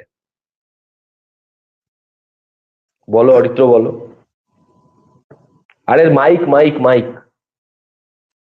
সাগরনীল বলো। না, যেটা মনে হয় যে স্কুলিং মানে অরিত্র যেটা বলছে সেটা একেবারেই ঠিক, কিন্তু সেটা কি বলতো, মানে জিনিয়াসদের জন্য ঠিক। এবার পৃথিবীতে অ্যাভারেজ হচ্ছে বেশি, প্রচুর অ্যাভারেজ, মানে অ্যাভারেজই হচ্ছে 99%, জিনিয়াস আর কতটুকু, বা 99%-এরও বেশি হচ্ছে অ্যাভারেজ। তো অ্যাভারেজদের জন্য একটা সিস্টেম দরকার আছে, সেইটা হচ্ছে স্কুলিংটা, এইটা হচ্ছে আমি বলতে চাইছি, ঠিক আছে? এবার যারা তার মধ্যে থেকে জিনিয়াস রয়েছে তাদের জন্য ডেফিনেটলি তুমি হোম স্কুলিং বলো, বা তাদের এই যে প্রথাগত শিক্ষার যে পদ্ধতি সেটার বাইরে বেরিয়েও তারা কাজ করতে পারবে। বাট এটাও হতে পারে, এটাও একটা সম্ভাবনা যে অনেক এরকম মানুষজন রয়েছে যারা ব্রিলিয়ান্ট, কিন্তু তারা এই সিস্টেমের মধ্যে পড়ে থেকে অ্যাভারেজ হয়ে যাচ্ছে। তারা যদি এই সিস্টেম না থাকতো তাহলে হয়তো ব্রিলিয়ান্ট হিসেবেই তারা প্রতিষ্ঠিত হতে পারতো নিজেদের জীবনে। সেটা ডেফিনেটলি একটা সম্ভাবনা, সেটাকে আমি কখনোই অস্বীকার করতে পারবো না। কিন্তু আমার একটা সিস্টেমের দরকার আছে, বুঝছো? সিস্টেম না থাকলে মানে সিস্টেমের ফ্লস নিয়ে আলোচনা করা বেটার সিস্টেম না থাকার থেকে, এটা আমার মনে হয়।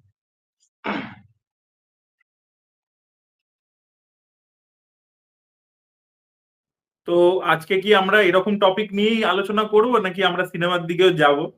বিকজ আমাদের শুক্রবারে কয়েকটা রিলিজ এখনো সেটা নিয়ে কথা বলা হয়নি, মানে লাস্ট ফ্রাইডে।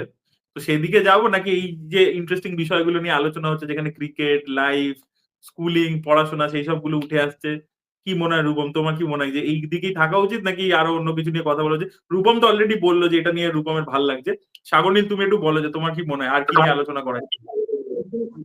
ছোটখাটো যে সমস্ত টপিক গুলো বাকি রয়েছে সেগুলো নিয়ে আমরা লাস্টে একটু আলোচনা করে দেবো। আর যদি এই বিষয় নিয়ে মানে যেটা ফ্লুয়েন্টলি হচ্ছে সেটা ফ্লুয়েন্টলি আমরা করি, কারণ এর আগে আমার একবার মনে আছে যে আমরা ফ্লুয়েন্টলি একটা খুব ভালো আড্ডা দিচ্ছিলাম, দিতে দিতে হঠাৎ আমাদের মনে পড়ে যে সিনেমা নিয়ে আলোচনা করার প্রয়োজন রয়েছে, কিছু তো সিনেমা নিয়ে কথা বলতে হবে। আমরা বলতে যাই এবং তারপর ভিডিওটা খুবই কেচড়ে যায়, আমরা নিজেরাও বুঝতে পারি যে আমরা একেবারেই সুইচ করতে পারিনি স্মুথলি। তো ওরকম জোর করে দরকার নেই সুইচ করার। তার থেকে আমরা যেটা নিয়ে আলোচনা করছি আলোচনা চলতে থাকুক, এবার লাস্টে আমরা একটু সিনেমা নিয়ে কথা বলে নিলাম, কিছু বাকি রয়েছে সেটা ঠিক আছে। জোর করে এক্ষুনি সিনেমা সিনেমা সিনেমা সিনেমা প্রয়োজন নেই আর কি। কিন্তু এই আলোচনাটাতে কিছু আর কি আমাদের বলার রয়েছে সেটা হচ্ছে প্রশ্ন, জোর করে এটার মধ্যেও স্টিক থেকে লাভ নেই। আমার একটা বিষয় বলার রয়েছে, আমি এটা খুব দেখি। আমরা একবার একটা পডকাস্টে গেছিলাম, সেখানে অরিত্র কথাটা বলছিল। আমার এটা নিয়ে না একটা বক্তব্য আছে। আমি বহু ছেলেমেয়েদের দেখি যারা ইনস্টাগ্রামে, তারপরে হচ্ছে মেসেঞ্জারে টেক্সট করে যে আমি এরকম গল্প লিখেছি, বা আমি এরকম ভাবে কাজ করতে চাই, আমি ইন্ডাস্ট্রিতে ঢুকতে চাই, আমাকে এর নাম্বার দাও, আমি এর সাথে কাজ করব। এরকম প্রচুর লোক এরকম মেসেজ করে। আমার মনে হয় আমার থেকে বেশি মেসেজ অরিত্রকে করে। যবে থেকে অরিত্র স্ক্রিপ্ট রাইটার হয়েছে তা আরো বেশি হয়তো মেসেজ পায়। আমার এখানে একটাই বক্তব্য, সেটা হচ্ছে আজকে অরিত্র বা মানে অরিত্র তো তাও অরিত্রকে লোকে চেনে, অরিত্র একটা আলাদা করে নিজের একটা ফেস ভ্যালু বানিয়েছে। যে কেউ যারা আজকে এস্টাবলিশ স্ক্রিপ্ট রাইটার হয়েছে, এদেরকে না শুরুতেই, বা যারা মেসেজ করছে এদের মধ্যে অনেক পোটেনশিয়াল আছে, হয়তো আগামী 5 বছর এরা অনেক বড় নাম হতে পারে। কিন্তু এভাবে জায়গাটা না কেউ দেবে না, কাউকে কেউ এভাবে জায়গাটা দেবে না যে আমি আজকে একটা মেসেজ করলাম, বা এরকম ভাবে কাউকে চেনা আছে যে একটা মিডলম্যান হতে পারে, সে আমাকে কোথাও একটা জায়গা করে দেবে বা আমার কাজটা পৌঁছে দেবে। আমার মনে হয় সব থেকে বেশি যেটা দরকার সেটা হচ্ছে তোমার, আমি দেখেছি অরিত্র, তোমার কি বলবো, একটা ছেলে তার বয়স মানে খুব বেশি হলে 15 থেকে 16 বছর হবে, ঠিক আছে, এবং সে যেটা আমাকে, আমি পড়লামও 2-3 লাইন, আমি কিন্তু তাকে খারাপ বলছি না, ছোট করছি না, আমি খালি এটাই বলতে চাইছি যে সে যে প্র্যাকটিসটা তার দরকার সেটা সে খুব ভালো করেছে, 15-16 বছরে শুরু করে দিয়েছে। কিন্তু অ্যাটলিস্ট তাকেও, তাদেরকেও একটা জায়গায় পৌঁছাতে হবে যেখানে সে এইটুকু জাজ করতে পারবে যে এবার আমি এই কাজটা কোথাও একটা পাঠাতে পারবো, বা আমাকে নিজের যা ক্ষমতা, সেই ক্ষমতা অনুযায়ী একটা শর্ট ফিল্ম বানাই আমি, আমি চেষ্টাটা করি। এবং শর্ট ফিল্মটা বানানোর পরে আমি একটা কোট পড়েছিলাম 2016 সালে, যখন আমি প্রথম আমার নিজের কাজ বানিয়েছিলাম, যে সেই কাজটা বানিয়ে শুধুমাত্র নিজের মা বাবা দাদাকে দেখালে হবে না, কারণ তারা তোমার কাজটা কখনো খারাপ বলবেই না। তুমি সেই কাজটাকে তখন বাইরে আনার চেষ্টা করো, এবং ওই কাজটা তোমাকে যে পরিমাণ মাইলেজ দেবে, বুস্ট দেবে, যে পরিমাণে ক্রিটিসাইজ করবে, সেগুলো থেকে তুমি শেখো এবং সেখান থেকে জানো, সেকেন্ড টাইম বানাও, থার্ড টাইম বানাও। কারণ এই রাস্তাটার মধ্যে কষ্ট, দুর্গম পথ এটা, সেটা আসবেই। তোমার প্রথম থেকেই থালাটা কেউ সাজিয়ে দেবে না যে তোমার কাছে তুমি আজকেই একটা জিনিস লিখে ফেললে, এবং তুমি নিজে লিখে এটা ভাবা সবার আগে বন্ধ করো যে আমি যেটা লিখে ফেলেছি, আমার কাছে যে আইডিয়াটা আছে এটা কমার্শিয়াল, এই যা সিনেমা তার ক্ষেত্রে পাথ ব্রেকিং সিনেমা হবে। আমি একদম 2 পৃথিবী 2 বানাবো, আমি আজকে এই প্রলয় 3 বানাবো, এসব ভেবোই না। হ্যাঁ, আমি এরকমই কমেন্ট বহু পাই যে আমার কাছে 2 পৃথিবী 2 আইডিয়া আছে, দেবজিৎ দাকে এক করে দাও। মানে এটা, ওসব তুমি ছেড়ে একটা ভালো গল্প, বা তোমার যদি মানে তোমার যদি এটাই ইন্টেনশন থাকে আমি ভালো কিছু লিখবো, তুই ভালো কিছু ভাবো, তোমায় ভাবতে হবে না 2 পৃথিবী সিকুয়াল, তোমায় ভাবতে হবে না দেবজিৎকে কি করে একা এক করবো। তারা এক হবে কি আলাদা হবে সেটা অনেক পরের বিষয়। তোমার উদ্দেশ্যটা কি, লেখার তো, তো আমার মনে হয় সেটার দিকে আগে মন দাও, রাস্তা ঠিক তৈরি হয়ে যাবে। তুমি যখন তৈরি হবে, তারপরে ধাপে ধাপে রাস্তা ডেফিনেটলি তৈরি হয়ে যাবে। না, আমার এইটা নিয়ে একটাই বক্তব্য, এই যে রূপম যেহেতু স্ক্রিপ্ট রাইটিং এর এই বিষয়টা নিয়ে তুললো বা ডিরেকশন বা কিছুর এটা নিয়ে, দেখো ব্যাপার হচ্ছে কি যে মানে আমি এরকম কমেন্ট পাই তো, মানে তোমরাও নিশ্চয়ই দেখেছো এরকম কমেন্ট, মানে তোমরা ধরো আমার কোনো কাজের রিভিউ করছো, তার নিচে দেখবে কমেন্ট পড়ে যে আরে এইটা সাকসেস হলো না বা এটা এরকম হলো না, ঠিক আছে, কি লিখছে। এবার ব্যাপার হচ্ছে কি যে আমি ওই সাকসেসটা নিয়ে বদার্ড নই, লোকে বেশি বদার্ড। তার কারণ হচ্ছে, আমি একজনের এক্সাম্পল দিচ্ছি তোমাদেরকে, আমি জানি না তোমরা জানো কিনা। এনকে সলিল হচ্ছে লাস্ট ধরে নাও বাংলা সিনেমাতে 25 বছরে বা 30 বছরে সব থেকে সাকসেসফুল কমার্শিয়াল সিনেমা রাইটার, ঠিক আছে।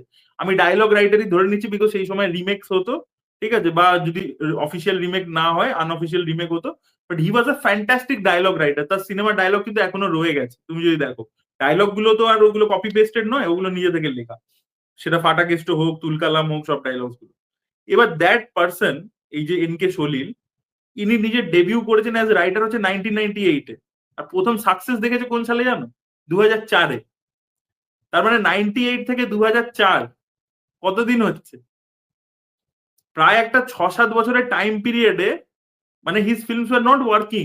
নিজেই বলেছে একটা পডকাস্টে যে আমার ইনিশিয়ালি সাকসেস আসছিল না, তারপরে আমি কিন্তু করতে করতে আমার ইমপ্রুভও হয়েছে এবং আমি তারপরে আরো বেশি হলের মালিকদের সাথে কথা বলতে বলতে যে অডিয়েন্স কি চাইছে, কি ধরনের ডায়লগে রিয়াক্ট করছে, তো তারপর থেকে ওর ডায়লগ ওর লাইন্স পপুলার হতে শুরু করলো। না হলে লেট 90s আর্লি 2000s কিন্তু তুমি 2004-এর আগে এনকে সলিলের কোনো পপুলার ডায়লগ পাবে না। তো তুমি দেখো সে অত সাকসেসফুল হয়েছিল, তারও কিন্তু একটা টাইম লেগেছিল, ঠিক আছে? তো এরকম কিন্তু হয় বা আমি আরো মানে ইন্টারন্যাশনাল এক্সাম্পলও দিতে পারি, আমি একদম মানে নর্মাল আমাদের এখানকার হোম গ্রোন এক্সাম্পল দিলাম।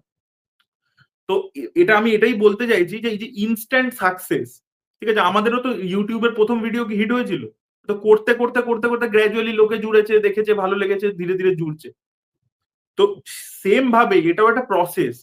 আর এই প্রসেসটা কিন্তু তুমি ধরো, আমি কথার কথা বলছি, আজকে Joybrato Das academy of fine arts বানিয়েছে, কিন্তু সে নারুলাতে যখন ইঞ্জিনিয়ারিং পড়তো তখন আমাদের থেকে সিনিয়র ছিল, আহ, কিরণের সাথে তখন কথাবার্তা হতো, আমি দেখছিলাম একটা ফেসবুক পোস্ট, তো তখন থেকে সে শর্ট ফিল্ম বানাচ্ছে, তারপর সে এসআরএফটিআই তে পড়েছে, তারপর সে একটা ছবি বানিয়েছে যেটা বানাতে এত বছর লেগেছে, আজকে ফাইনালি এসে ছবিটা রিলিজ করছে। তো এটা একটা প্রত্যেকের একটা জার্নি আছে, ঠিক আছে? এই যে স্বার্থপরের যে পরিচালক চিকিদি, মানে অন্নপূর্ণা বাসু, চিকিদি কিন্তু বহুদিন আগে থেকে অ্যাসিস্ট্যান্টের কাজ করেছে, উনিও এসআরএফটিআই থেকে পড়েছে, অ্যাসিস্ট্যান্টের কাজ করেছে, সাবটাইটেলিং এর কাজ করে, আমার সাথে আলাপ কিভাবে চিকিদি সাবটাইটেলিং এর কাজ করে, তো বহুদিন কিন্তু ওই কাজ করে গেছে অপরচুনিটির জন্য। তো তাদের প্রত্যেকের কিন্তু একটা লম্বা স্ট্রাগল রয়েছে কিন্তু। তো লোকে কি হয় কি সাকসেসটা দেখে ভাবে কি আচ্ছা এটা ইনস্ট্যান্ট, এটা এক্ষুনি দরকার, এটা এক্ষুনি করে দেখাও, নয় তোমাকে বলবে করে দেখাও, আর নাহলে নিজে ভাববে যে আমি এটা করে ফেলবো। এরকম ভাবে ইনস্ট্যান্ট জিনিসপত্র হয় না, দের ইজ এ জার্নি, প্রত্যেকটা জিনিসেরই তুমি করতে করতে করতে করতে করতে করতে হবে আর কি।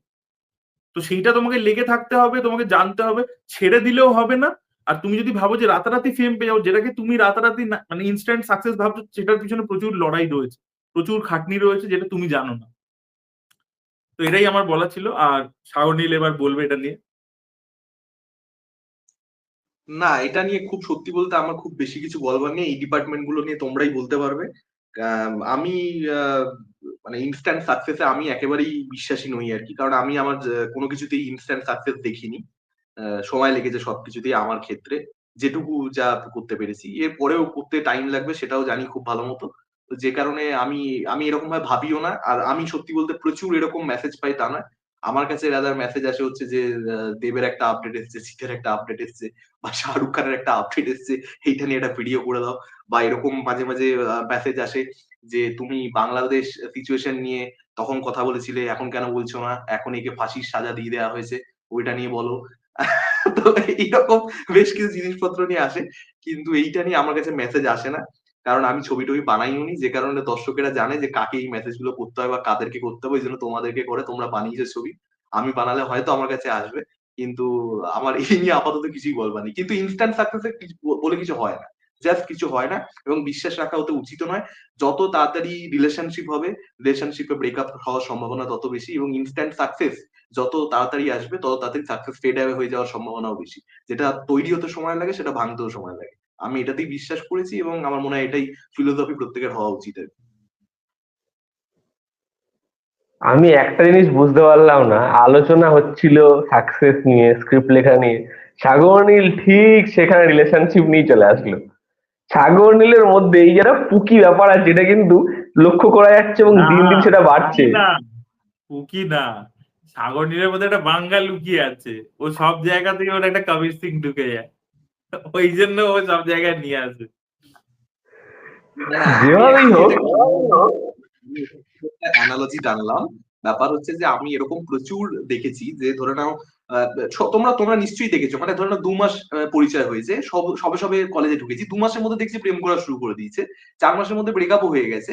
তো আমার অ্যানালজিটা ফাট করে মানে আর কি কথাটা বলতে বলতে মাথায় চলে এলো আর কি, যে যেটা যত তাড়াতাড়ি তৈরি হবে ভাঙবেও তত তাড়াতাড়ি, যদি না সেটা ক্লাস 2 এর বন্ধুত্ব হয়। কারণ ক্লাস 2 এর বন্ধুত্ব মেনদের ক্ষেত্রে, আমি আমি জানি না, নারীদের ক্ষেত্রে আমি বলতে পারবো না, মেনদের ক্ষেত্রে এটা আমি বলতে পারি, ক্লাস 2 তে কারুর পাশে গিয়ে তুমি একটা বসবে, তোমার সেই প্রথম দিন বন্ধুত্ব হবে এবং তারপর সেই বন্ধুত্ব আজীবন চলতে থাকবে।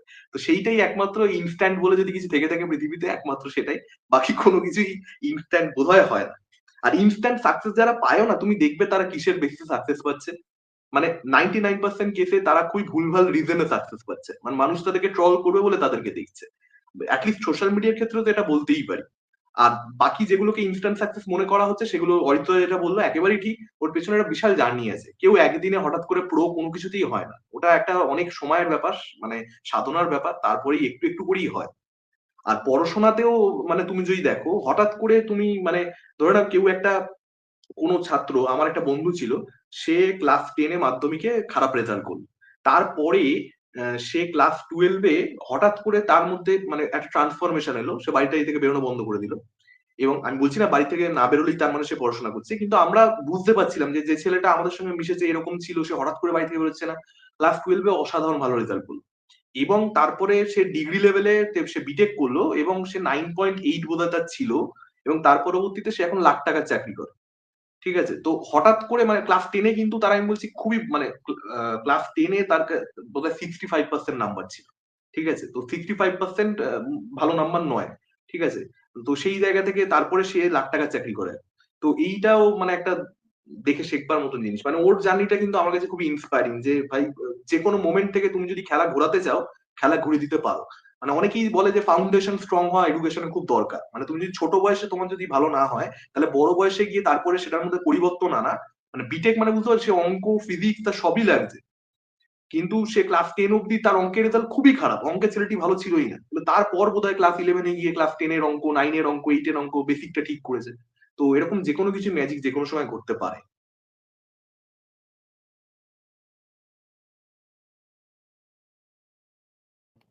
সাবনীল কি মিউট করেছে? হ্যাঁ, ঠিক আছে। আমি চেক করে নিচ্ছি, নাহলে ইকো হবে। তো যাই হোক, আমরা আজকে প্রচুর জ্ঞান দিয়েছি বিভিন্ন বিষয়ে, বাট যারা আমাদের থেকে বয়সে ছোট, যারা এই ভিডিওটা দেখছে, তাদের কিন্তু এটা শুনলে লাভের লাভই হবে। এ কিন্তু কারণ ভালো কথা বলা আছে, বাট আজকালকার দিনে বাচ্চারা ভালো কথা শোনে না। আমি খুব ভালো করে জানি। আমার সাথে কিছু জেনজি ছেলে পুলেদের কথা ইনস্টাগ্রামে হয়েছে। আমি তাদেরকে কিছু ভালো কথা বললেই তারা আমার অ্যান্টি হয়ে গেছে। তারপরে আমাকে নিয়ে মিমস বানিয়েছে। আমি সেটাও দেখেছি। হ্যাঁ গো, মানে এইটা আমি বলতে চাই যে মানে দুদিন আগে অব্দি মানে কি ভালো ভালো মেসেজ। একদিন একটা কথা লজিক্যালি বললাম যে ভাই এটা তুমি করছো, ঠিক করছো না। ঠিক আছে? তারপর দেখি সে আমার অ্যান্টি হয়ে গেল, হেটার হয়ে গেল। এখন মিম বানায়। আমিও দেখি কি আর করবো। মিম বানাচ্ছে বানাচ্ছে। কি আর করা যাবে? তো যাই হোক, তো জেনজি ছেলেমেয়েরা আর কি কিছু ভালো। একটা পেজ হয়েছিল সেই পেজটা খুব ভালো মানে আর কি তোমার আমাদের ভিডিও ক্লিপিংস টিপিংস কেটে মিম টিম বানাতো। ঠিক আছে? মাঝে মাঝে ফানি, সবকটা ফানি হতো না কিন্তু অনেকগুলো ফানিও ছিল। যেমন সব থেকে ফানি ছিল হচ্ছে জেলার 2 দেখে আসার পরে একটা রিয়াকশন, রূপম দার একটা ক্লিপিং, আমার একটা ক্লিপিং, আমাদের আর কি রজনীকান্তের আর কি টেমপ্লেটে বসিয়েছে বুঝছো। মানে রজনীকান্তের যে ফেসিয়াল ফিচার্স রয়েছে সেটা আমাদের মধ্যে, যেমন আমাদের ওরকম দাড়ি, ঠিক আছে, ওরকম চুল দিয়ে বানিয়েছিল। ওটা হেভি লেগেছিল। এরকম মিমস মানে হওয়া প্রয়োজন আছে। যদিও অরিত্রদা মানে আমি বুঝলাম না যে মিমস অনেক ক্ষেত্রে মজারও হয়, অনেক ক্ষেত্রে মানে কি হার্মফুল হয়, মানে ট্রলিং এর জন্য হয়, যে একদম জাস্ট আর কি মানে ডিসরেসপেক্ট করবো তার জন্য। তো আমি অরিত্রদা বুঝলাম না যে অ্যাকচুয়ালি কিরকম বলছে অরিত্রদা। না, আমার গুলো যেটার কথা বলছি এগুলো বডি শেমিং ওরিয়েন্টেড আর কি। মানে এগুলো মানে ওইরকম মজার নয় আর কি। মানে বডি শেমিং ওরিয়েন্টেড। বাট ছেলেটা ভালো, মানে ছেলেটা সিনেম্যাটিক সেন্সও ভালো ইত্যাদি। আশা করবো মানে এগুলো নিয়ে যদি সত্যিকারের চর্চা করতে চায় করুক। ওকে আমি একটা ভালো জিনিসই বলেছিলাম। যাই হোক, রূপম রূপম হাত তুলছে। বলো এক বলো। সেকেন্ড দাঁড়াও। যে কথাগুলো অরিত্র বলছিলে আবার বলো, প্রত্যেকটা কথার মধ্যে ভীষণ নয়েজ, কথাগুলো আটকে আটকে যাচ্ছে, ওই পোর্শন আবার বলো। তাই নাকি? সাবনীল নয়েজ ছিল, আটকে গেছিল?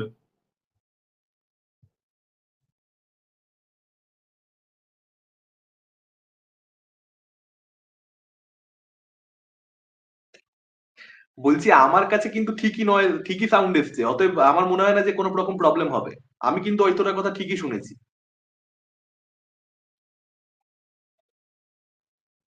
হ্যাঁ ওইটাই, মানে সাগরনীল শুনতে পাচ্ছিল, মানে আমার কোনো প্রবলেম হয়নি আমার দিক থেকে। রূপমের হয়তো মানে রিসিভিং এন্ডে কিছু প্রবলেম হয়েছে হয়তো। যাই হোক, যেটা বলছিলাম, তো যাই হোক, আমার মনে হয় এখানেই আমাদের জ্ঞান দেওয়ার এটা শেষ করা উচিত। 50 মিনিট ধরে আমরা আজকে জ্ঞান দিয়েছি বিভিন্ন বিষয়, বাট ভালো আলোচনা হয়েছে। আপনারা কমেন্টে জানাবেন এরকম আলোচনা আরো শুনতে চান কিনা, আমরা বিভিন্ন বিষয় নিয়ে কথা বলবো। আচ্ছা, যাই হোক, তো আজকে আবার আমরা একটু কুইকলি টপিকস গুলোতে চলে আসবো। আমি দেখলাম যে বাইসন ছবিটা সাগরনীল দেখেছে। রূপম, তুমি বাইসন ছবিটা দেখেছো? রূপম ফ্রিজ করে গেল নাকি?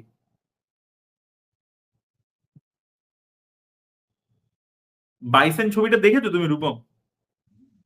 দেখিনি দেখিনি দেখিনি। ও আচ্ছা আচ্ছা। তো বাইসন নিয়ে আমি তো রিভিউ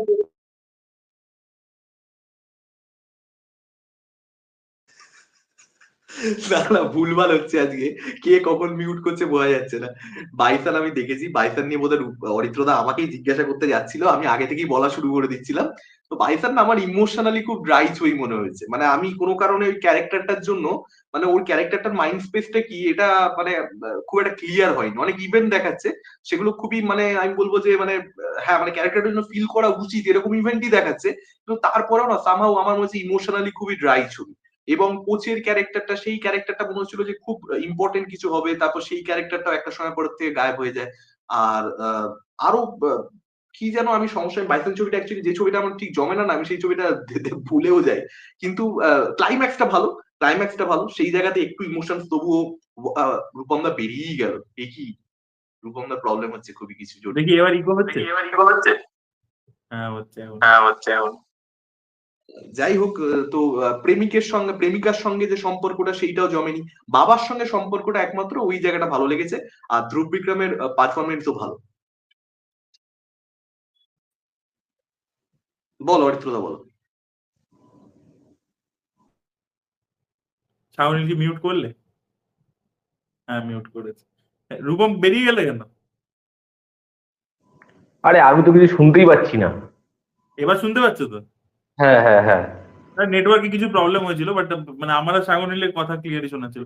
হ্যাঁ, তো আমার বাইসন নিয়ে কি মনে হচ্ছে বলতো, স্ট্রাকচারিংটা আমার অদ্ভুত লেগেছে। মানে একটা করে অবস্টাকেল, আবার সঙ্গে সঙ্গে সেটা রেজলিউশন, অবস্টাকেল রেজলিউশন। তাতে হচ্ছে কি, প্রথম দিকে ইন্টারেস্টিং লাগছিল, বাট পরের দিকে ওটা রিপিটেটিভ হয়ে যায়। এবং যাই অবস্টাকেল আসুক, মনে হচ্ছে যে ভাই এটা রেজলিউশন এক্ষুনি হয়েই যাবে। কারণ ও দেখবে যাই হচ্ছে সঙ্গে সঙ্গে রেজলিউশন হয়ে যাচ্ছে, নয় কেউ এসে ওকে হেল্প করে দিচ্ছে, নয় একটা অপরচুনিটি পেয়ে যাচ্ছে। প্রথমে ওকে বললো ইন্ডিয়া টিমে নেবে না, ও নতুন প্লেয়ার বলে, তারপরে আবার যেই বাড়ি এলো তখন আবার খবর এলো যে ইন্ডিয়া টিমে নিয়ে নিয়েছে। মানে বুঝলে তো, মানে পরপর জাস্ট পরপর চলছে। তো ওই স্ট্রাকচারিংটা আমার একটু মনে হয়েছে যে কেমন উদ্ভট, মানে ওটাতে স্টিমটা লুজ হয়ে যাচ্ছে। আর দ্বিতীয় কথা হচ্ছে কি, তুমি দেখবে যে ক্যারেক্টারটা যতটা না ভাবছে ওর মাইন্ড স্পেসে জানা চলছে, তার থেকে বেশি আমরা ওর বাবারটা বেশি বুঝতে পারছি। যে পশুপাতি যে নিজের ছেলেকে ভাইলেন্সের থেকে দূরে রাখতে চায় বা কি, সেইটার দিকে ফোকাসটা অনেক বেশি। কিন্তু ছবির নায়ক হচ্ছে ধ্রুব বিক্রম, অথচ ধ্রুব বিক্রমের যে কি ভাবছে কি মনে করছে, ওর একটা ইমোশন আমার কাছে ক্লিয়ার হয়েছে, যেটা হচ্ছে যে ও যেখানেই যায় লোকে ওকে সন্দেহ নজরে দেখে। ওর খেলাটা দিয়ে খালি ইভ্যালুয়েশন করছে না ওর কাস্ট বা কোন ব্যাকগ্রাউন্ড থেকে আসে সেটা নিয়ে ইভ্যালুয়েশন করছে, সেটা আমি বুঝতে পারলাম। কিন্তু আমার কথা হচ্ছে যে বাকি ওর নিজের ভালোবাসাকে নিয়ে যখন ও শুনছে যে ওর গার্লফ্রেন্ডের বিয়ে হয়ে যাবে বা কিছু, সেই জায়গাগুলো না মানে ক্লিয়ার নয়। মানে ওর মাইন্ড স্পেসটা আমরা বুঝতে পারছি না, ওর থেকে আমরা কোথাও ইমোশনালি ডিস্টেন্ট, এটা তুমি ঠিকই বলেছো। তো সেইটা আমার মনে হচ্ছে ছবিটা বড্ড বড়, এই স্ট্রাকচারিংটার জন্য এত অত্যাধিক বড়, এত বড় রান টাইম ছবিটা ডিমান্ডই করে না। আর তুমি দেখো ছবিটা যেরকম ছবি হয়েছে সেই অনুযায়ী বড় হিট হয়ে গেছে। তো এটা কিন্তু একটা মানে ডিরেক্টরের স্টার পাওয়ারের জন্য হয়েছে, যে যেহেতু মারি সেলভারাজের সব ছবি হিট হয়, একটা ওর ফ্যান ফলোইং আছে, সেই কারণের জন্য হয়েছে। না হলে কিন্তু ছবি হিসাবে যে খুব এক্সট্রাঅর্ডিনারি ছবি, সেটা কিন্তু নয় কিন্তু।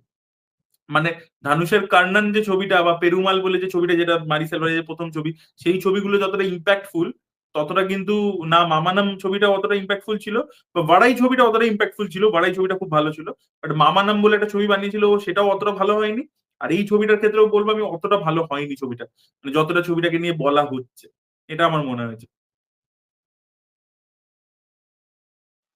আর একটা যেটা ব্যাপার আমার মনে হচ্ছে, এই যে স্পোর্টস ড্রামার যে পোর্শনটা ছবিটার মধ্যে, সেটা না প্রচন্ড মিনিমাল হয়ে গেছে। আর সেটার মধ্যে এনাফ ড্রামা, এনাফ টেনশন ম্যাচগুলোর মধ্যে, যে সেই ম্যাচগুলোকে নিয়ে অডিয়েন্স টেন্স হয়ে যাবে, জিতবে কি হারবে সেই ব্যাপারটাই তৈরি হয়নি। ওটা একদম ওয়ান ডাইমেনশনাল, যে ও জিতবে, ও নেমেছে মানে ও খেলতে ভালো পারে, ও জিতবে, এইরকম ভাবেই থ্রু আউট দ্য ফিল্ম চলতে থাকে। এবং সেটা কম পরিমাণেও রয়েছে, ম্যাচগুলো ইন্টারেস্টিং ভাবে খুব যে আলাদা করে শুট করা, সেই ড্রামাটা মানে তৈরি হয়নি। তো অ্যাকচুয়ালি মানে আমরা জানি যে অপারেশনকে নিয়ে ওই থিমের উপরে কাজ করতে পরিচালক ভালোবাসেন এবং সেটার সঙ্গে এখানেও ডিল করছে, ওটাই মূল দিক ছবির, ওটাই তুলে ধরতে চাইছে।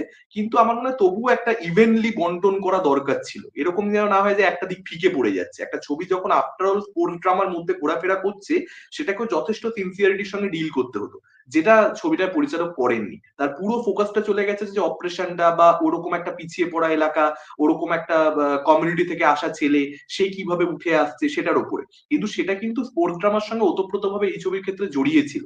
তো একটা হাত মানে ছেড়ে দিয়েছে, আর একটা হাতকে প্রচন্ড বেশি শক্তিশালী করার চেষ্টা করা হয়েছে, যে কারণে ছবিটার মধ্যে আর কি গন্ডগোল হয়েছে। আর এবার কি ছবি নিয়ে আলোচনা করবেন? মাস্তি ফোন নিয়ে আলোচনা করবে নাকি আর কি কি আলোচনা আমাদের বাকি রয়েছে? 120 বাহাদুর না বাকি আমি রয়েছে। 120 বাহাদুর একটা একটা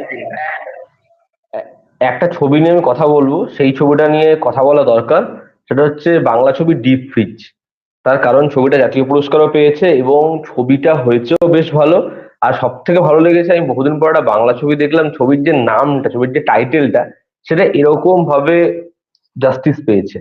ছবিতে ছবির যে এন্ডিংটা, ছবির যে শেষের 5 মিনিট, মানে আমাকে সত্যি ভাবিয়েছে যে এরকম ছবি টাইটেলটা কেন। এবং আবির চ্যাটার্জি, সে আমি দেখলাম একমাত্র এমন একজন এখন অ্যাক্টর যে হচ্ছে এমন একটা ছবি করছে যেটা তাকে ব্যাংকেবল বানাবে, যেটা একটা বড় ছবি, যে ছবির মধ্যে মাউন্টিং আছে। এবার ছবি ভালো লাগলো আমার, খারাপ লাগলো সেটা একদম আলাদা বিষয়। আবার সে এরকম একটা ছবি পাচ্ছে যেখানে আমরা অ্যাক্টর হিসেবে তাকে দেখবো, এবং ছবিটা বিউটিফুলি শুট করা। মানে এই ছবিটা ওরকম ড্রামা ছবি নয় যেটা আমাদের এখানে আদ্যপ্রান্ত বাঙালি দেখে অভ্যস্ত রিসেন্ট টাইমসে। সময় দেওয়া হয়েছে এবং খুব ম্যাচিওর কাজটা। আমার ডিপ ফ্রিজ সত্যি ভালো লেগেছে। আমি বলবো দর্শকদের, যারা ছবিটা দেখেননি ছবিটা দেখুন। ছবিটা ভালো ছবি, মানে পরিচালক খেটে একটা ছবি বানিয়েছে।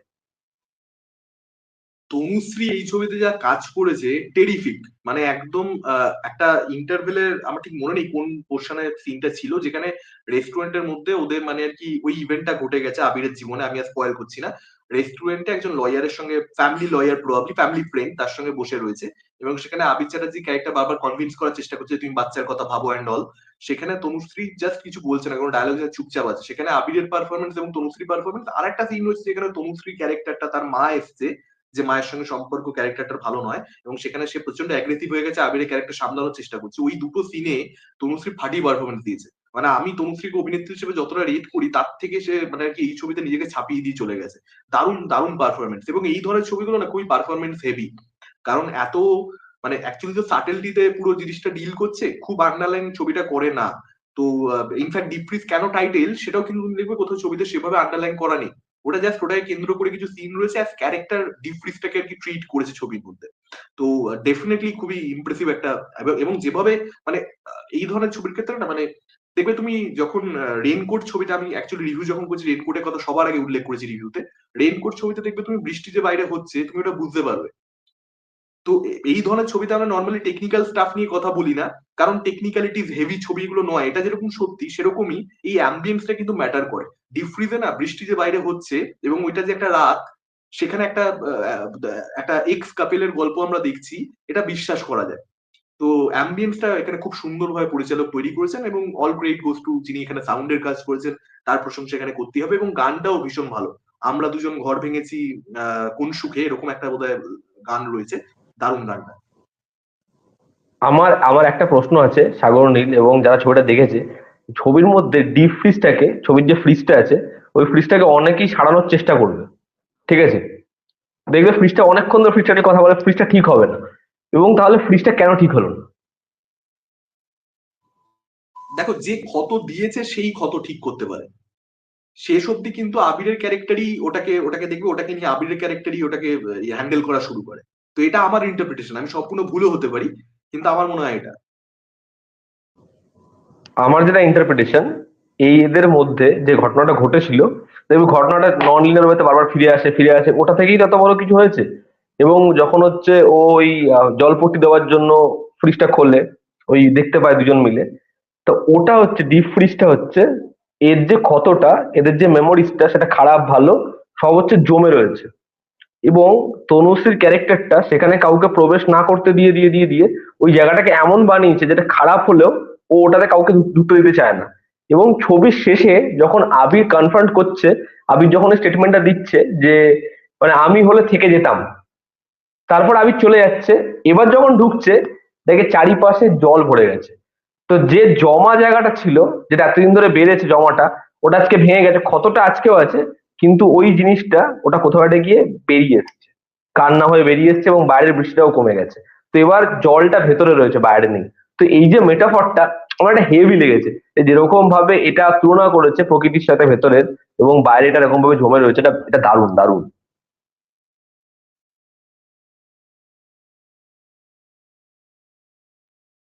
না, আমার তো এখন দেখা হয়নি ডিপ ফ্রিজ ছবিটা, আমি দেখবো।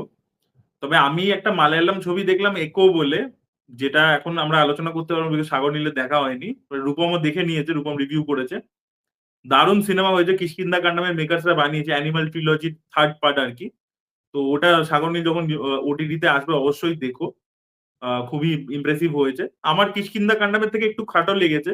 আমার মনে হয়েছে যে ইচ্ছে করে কিছু জিনিস ডিরেক্টর মানে রাইটার ক্লিয়ার করেনি বেশি করে, সেটা আমি আমার একটু অরিত্রর সাথে এই পয়েন্টটা, না না, এই পয়েন্টে আমি অরিত্রর সাথে আগ্রি করি, যে কিষ্কিন্দা কান্ডাম দেখার আমার, কিন্তু আমি জানি না কেন, আমি বহু রিভিউ আমার পড়েছি কিষ্কিন্দা কান্দাম আসার পরে ওটিটিতে, যারা লিখছে কিষ্কিন্দা কান্দাম খুব বোরিং ছবি।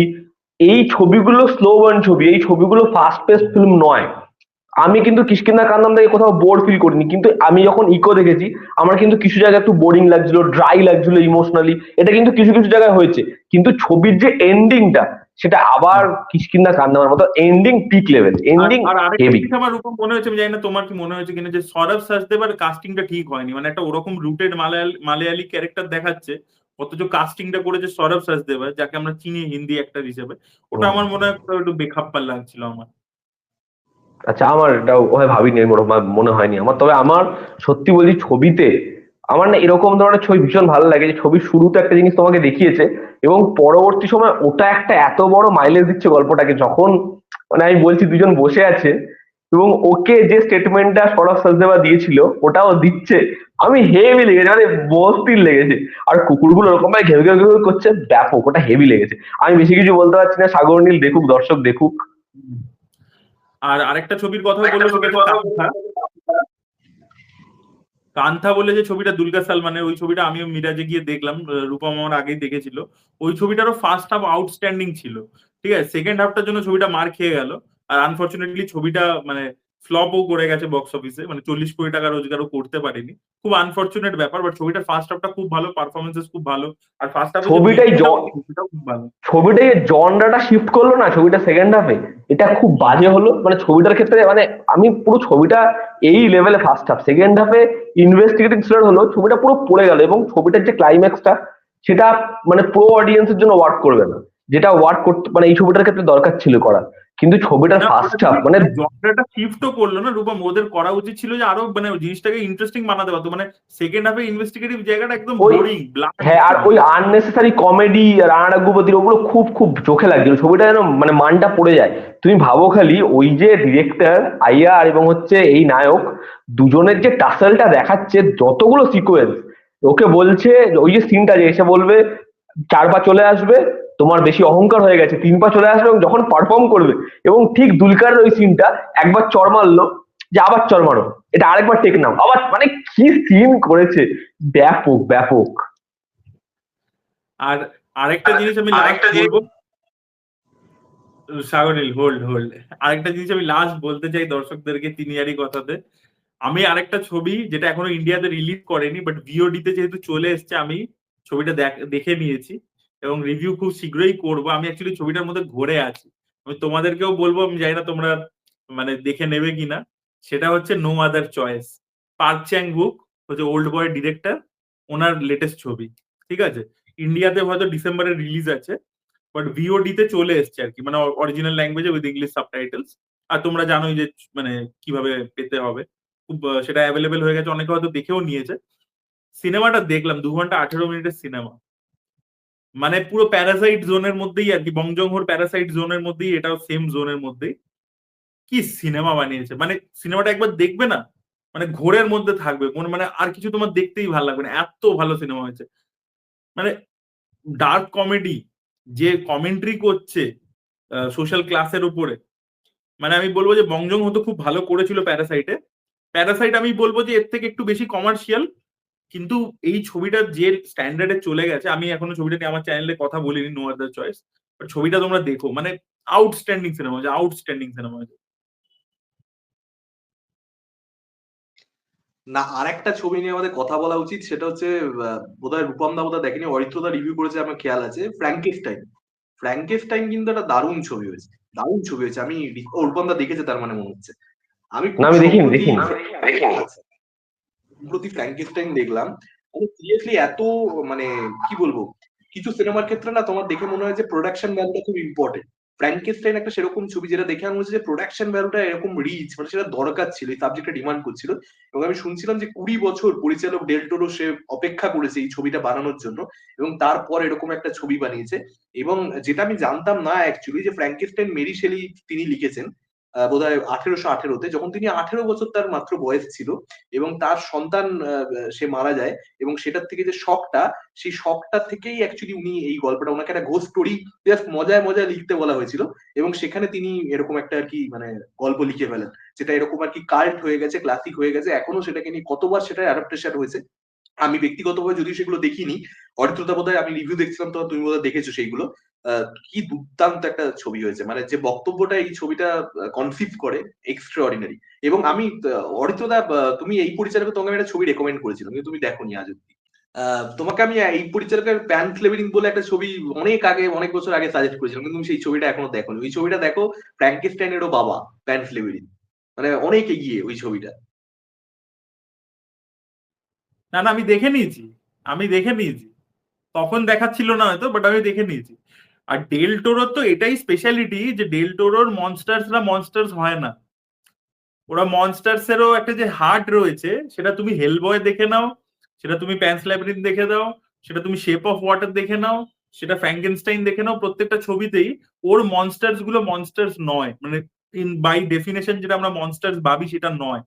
আর আরেকটা ব্যাপার হচ্ছে কি, যে ছবির প্রথম দিকে ফ্র্যাঙ্কেনস্টাইন ছবিটার বিউটিটা এটা, যে আমরা ওই লাইনটাকেও ব্লার করে দেয়, যে যে এই যে অস্কার আইজাকের যে চরিত্রটা, এই কি মানে ভিলেন, মানে ওর পরবর্তীকালে আমরা কাজকর্মটা দেখে মনে হয় যে প্রথম দিকে কিন্তু তোমার ওর অ্যাকশন গুলো জাস্টিফাইড মনে হবে, প্রথমে যখন সিনেমাটা শুরু হয়, যে ও ছোটবেলায় ওরকম জিনিস দেখেছে, ওর মাকে মরতে দেখেছে, ওর বাবার অত্যাচার, জেনারেশনাল ট্রমা, ছোটবেলায় একটা অ্যাবিউজ, সেইখান থেকে ও এটা করছে।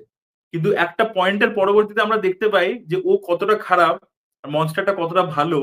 আর মনস্টারটা যেটা ওই বয়স্ক লোকের সাথে যে বন্ধুত্বটা, যেখানে ওই বয়স্ক লোকটা ওকে বলে যে আমরা খাবার শেয়ার করে খাবো ইত্যাদি, ওই জায়গাটা এত সুন্দর, আউটস্ট্যান্ডিং, আউটস্ট্যান্ডিং লেগেছে আমার। এবং যেভাবে আমি অ্যাকচুয়ালি এটা আমি সিনেমাটা দেখার সময় মানে খেয়াল লক্ষ্য করিনি, কিন্তু কালারকে নিয়ে যেভাবে ডেল টোরো খেলেছে, তুমি দেখবে যে যে মায়ের চরিত্রটা তাকে রেড রেড কালার দিয়েছে, এবং যে অ্যাকচুয়ালি মানে কাইন্ড অফ তুমি ফিমেল লিড ছবির মধ্যে বলতে পারো, আহ, তাকে দেখবে তুমি গ্রিন গ্রিন কস্টিউম দিয়েছে। ঠিক আছে, তো এইভাবে আর কি। আর তুমি দেখবে এখানে তোমার ইয়ের যে বাবা বলো না, আমাদের অস্কার আইজ্যাকের বাবার ক্যারেক্টারটা যিনি করেছেন, তাকে বা অস্কার আইজ্যাককে বা ইয়েকে আমাদের আরে ক্রিস্টোফার ওয়ালসকে, এদেরকে সব হচ্ছে ব্লু ব্লু দিয়ে আর কি ইয়ে করেছে, অ্যাড্রেস করেছে।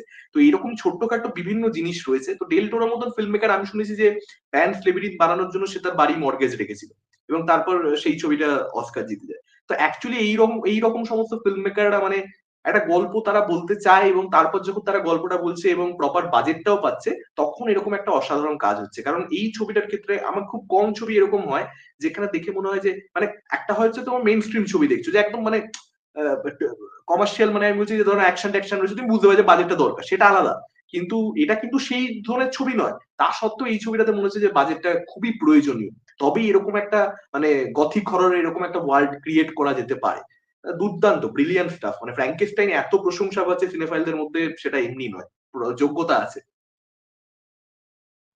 না ইভেন আমি বলছি ওই যে শটটা, ওই যে প্রথম যে জাহাজটা ওই যে ওখানে ফেসে গেছে, ঠিক আছে, আর ওই ওই যে ভিজুয়ালটা, আর যেখান থেকে ফ্র্যাঙ্কেনস্টাইন মনস্টার ঢুকছে এবং ঢোকার পরবর্তীতে ও বলছে এবার আমার গল্পটা শোন, মানে ওই ওই ভিজুয়ালস গুলোর যে ইম্প্যাক্ট, ঠিক আছে, মানে মানে ওই যে অ্যাম্বিয়েন্সটা, মানে অ্যাম্বিয়েন্সটাই তোমাকে ওখানে মানে মানে ট্রান্সপোর্ট করে, মানে যেন একটা গল্পের মধ্যে তোমাকে ঢুকিয়ে দিচ্ছে আর কি।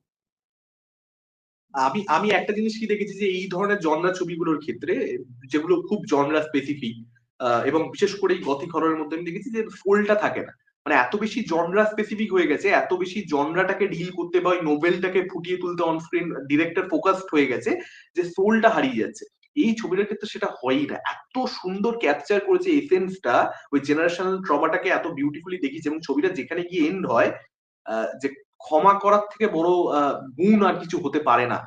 বিউটিফুল বিউটিফুল ক্লাইম্যাক্স, মানে সোল টাচ করে গেছে। এবং কিছু ছবি হয় না যে কমপ্লিট মনে হবে তোমার, যেটা শুধুমাত্র ইমোশনাল পয়েন্ট অফ ভিউ থেকে নয়, তার সঙ্গে সঙ্গে production value, look and feel, পারফরমেন্সের সব দিক থেকে যেন নিটোল একটা ছবি। তো ফ্র্যাঙ্কেস্টাইন মানে দারুণ এক্সপিরিয়েন্স, দারুণ এক্সপিরিয়েন্স। আমি অ্যাকচুয়ালি ভাবছিলাম যে এই ছবিটাও মানে এটাই বুঝিয়ে দেয় যে বিদেশ বা আমাদের দেশ খুব একটা তফাৎ কিছু নেই। লিমিটেড রিলিজ দিয়েছে, তারপর ওটিটি রিলিজের উপরে ভরসা করেছে নেটফ্লিক্স। তার মানে কি এই ছবিটাও ওখানে হলে অডিয়েন্স পাবে কি পাবে না সেটাকে নিয়ে প্রডিউসারের এন্ডে যথেষ্ট আর কি মানে চিন্তা আছে। কিন্তু যদি ফ্র্যাঙ্কেস্টাইনকে নিয়েও চিন্তা থাকে এরকম একটা সুপার ফিল্ম, তাহলে তো খুব সমস্যার বিষয়। না, ইভেন একটা সিনেমা আসছে, ওটার নাম হচ্ছে দ্য ব্রাইড বলে। তো বেসিক্যালি ওই ফ্র্যাঙ্কেনস্টাইন নভেলটার একটা পরবর্তী পার্ট আছে, যেটাকে মানে বেসিক্যালি একটার মধ্যেই, বাট সিনেমাতে অনেকগুলো পার্ট হয়েছে। সেটা হচ্ছে ব্রাইড অফ দ্য ফ্র্যাঙ্কেনস্টাইন বলে। ঠিক আছে, যেখানে হচ্ছে ফ্র্যাঙ্কেনস্টাইন মনস্টার বলে যে আমার জন্য আরেক, যেটা এখানে কিছুটা ক্যাপচার করেছে যে আমার জন্য আরেকটা পার্টনার বানিয়ে দাও তুমি, যেহেতু আমি সারা জীবন মানে আমার এই অমরত্বটা অ্যাকচুয়ালি অভিশাপ, তো সেই জন্য আমার জন্য একটা পার্টনার বানিয়ে দাও। দেখবে যেটা একটু রয়েছে এখানে, বাট ওটা মানে আগে আর কি সিনেমা হিসেবে আলাদা করে হয়েছে, মানে wife of Frankenstein, son of Frankenstein বলে হয়েছে। তো সেই এই ব্রাইডের ওপরেই আর কি একটা ছবি আসছে, যেটা ট্রেলার অলরেডি এসে গেছে। ওই ছবিটা, এই ছবিটা যেহেতু মুক্তি পেয়েছে তাই জন্য ওটাকে একটু পোস্টপন্ড করে দিয়েছে। ওখানে ক্রিশ্চিয়ান বেল হয়েছে ফ্র্যাঙ্কেনস্টাইন মনস্টার, বুঝতে পারলে তো, ক্রিশ্চিয়ান বেল হয়েছে। তো ওই ছবিটাও দেখার জন্য আমি মুখিয়ে রয়েছি। আর ওটাতে পুরো ওরা কি করেছে, ব্ল্যাক এন্ড হোয়াইট করে দিয়েছে ছবিটাকে, পুরো ছবিটা ব্ল্যাক এন্ড হোয়াইট। তো হ্যাঁ, অ্যাস্থেটিক্সটা ওরকম। তো মানে অনেকটা সিন সিটি টাইপের লুক এন্ড ফিল দিয়েছে। ট্রেলারটা দেখো পারলে, ব্রাইড বলে নাম। তো আমার পার্সোনালি খুব ভালো লেগেছে, মানে আমি ওটা দেখার জন্য, মানে তাহলে বুঝতে পারবো, একটা কম্পারিজন চলে আসবে যে কি কোনটা বেটার করেছে। বাট ডেফিনেটলি ডেল টোরো যা ভিজুয়ালস বা যে মানে এসেন্সটাকে ক্যাপচার করতে পেরেছে, নভেলের এসেন্সটাকে, সেটা আমার মনে হয় কারোর পক্ষেই সম্ভব নয়। মানে এর আগে যত কোটাই অ্যাডাপ্টেশন দেখেছি, মানে এইটা দেখিনি আর কি, মানে এইটা অন্য লেভেলের হয়ে গেছে। চলো এখানে তাহলে আমরা এন্ড করি নাকি? অনেকগুলো সিনেমা নিয়ে আলোচনা হলো, ভালো ভালো সিনেমা নিয়ে আলোচনা হলো। মাস্তি ফোর নিয়ে আলোচনা আমার মনে হয় যে অপ্রয়োজনীয়, কোনো করে লাভ নেই, ছেড়ে দাও, বাদ দাও, যেতে দাও মাস্তি ফোর নিয়ে আলোচনা। হ্যাঁ, মাস্তি ফোর নিয়ে আর কি আলোচনা করবো, 120 বাহাদুর নিয়ে আমরা একটু আলোচনা করে নিতে পারি, যদি যেহেতু এই শুক্রবারই বেরিয়েছিল। 120 বাহাদুরে দেখো, আমার মনে হয় আমার আর তোমার পয়েন্টস কোথাও গিয়ে মিলবে, যেটা নিয়ে আমরা আলোচনা করেছি, যে ফার্স্ট হাফে ইমোশনস গুলো ওয়ার্ক করেনি, টিম বিল্ডিং বলো, ঠিক আছে, টিমের মধ্যে কেমিস্ট্রি বা ওর যে পার্সোনাল ফ্ল্যাশব্যাকটা দেখাচ্ছে, সেখানে যে ইমোশন গুলো ওয়ার্ক করা উচিত ছিল সেগুলো ওয়ার্ক করেনি। এবং তাই জন্য সেকেন্ড হাফটা যতটা টেকনিক্যালি সুপিরিয়ার, তা সত্ত্বেও কিন্তু মানে ওই জমাতে পারিনি, ইমোশনটা ওয়ার্ক করতে পারিনি। তবে সিনেমা যে লাস্ট যে সিকোয়েন্সটা, এই বরফের মধ্যে সবাই জমে আছে, ওই পার্টিকুলার ভিজুয়ালটা আমার খুব ভালো লেগেছে। বাট ওটার ব্যাকগ্রাউন্ডে না আরো আরো ইম্প্যাক্টফুল একটা গান দরকার ছিল, তাহলে অন্য লেভেলের এন্ডিংটা হতো। বাট সেইটা কোথাও মিসিং ছিল, গান টানগুলো ভালো হয়নি। আর আমার মনে হয় না ফারহান আখতার এত বেশি অবসেসড হয়ে যাচ্ছে অ্যাক্টিং এর প্রতি, আমার মনে হয় ওর না ডিরেকশনে ফিরে আসা উচিত আর কি। সেটা ডন 3 হোক বা অন্য কোনো ছবি হোক, মানে ফারহান আখতারকে না, মানে সবেতে অ্যাক্টিং করা ফারহান আখতারকে মানায় না সব রকমের চরিত্রে।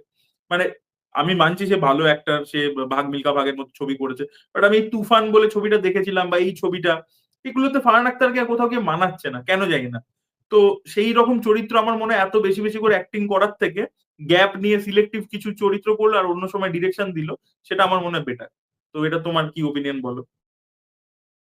না, তুমি দেখবে যে এই যে সোকল যে মানে আর কি সোশ্যাল মিডিয়া ওয়াইজ এই সিগমা মেল আলফা মেলের যে মানে আর কি কি বলবো, যে সংজ্ঞাগুলো অ্যাভেলেবেল রয়েছে, সেগুলো কতটা ঠিক সংজ্ঞা ভুল সংজ্ঞা সেটা আলাদা বিষয়। কিন্তু সেই সংজ্ঞা অনুযায়ী ফারহান আখতার সামহাউ মানে আর কি ফিট করে না। মানে যে ধরনের একটা অ্যাড্রিনালিন রাশ একটা আর্মি অফিসার একটা কিছু বললে সেটার মধ্যে তৈরি হওয়া দরকার। ধরো বিকি কৌশল যখন উড়িতে বলছে বা সর্দার উধামে যখন বলছে, তখন যে মানে একটা একটা ম্যাগনেটিক একটা পাওয়ার ফিল করছি, অনুভব করছি, সেটা না ফারহান আখতারের মধ্যে সামহাও নেই। ইন্টারভেল ব্লকেজটা তুমি দেখবে যে সেই জায়গাটা ভালো, যে যতক্ষণ ও বলে যে তোমরা যদি চলে যেতে চাও তোমরা চলে যেতে পারো, কিন্তু তখন ওর সমস্ত আর্মি অফিসার যারা রয়েছে ওর ব্যাটালিয়ন, তারা বলে যে আমরা কোথাও যাবো না, শেষ মুহূর্ত দিয়ে এখানে থাকো, ভালো।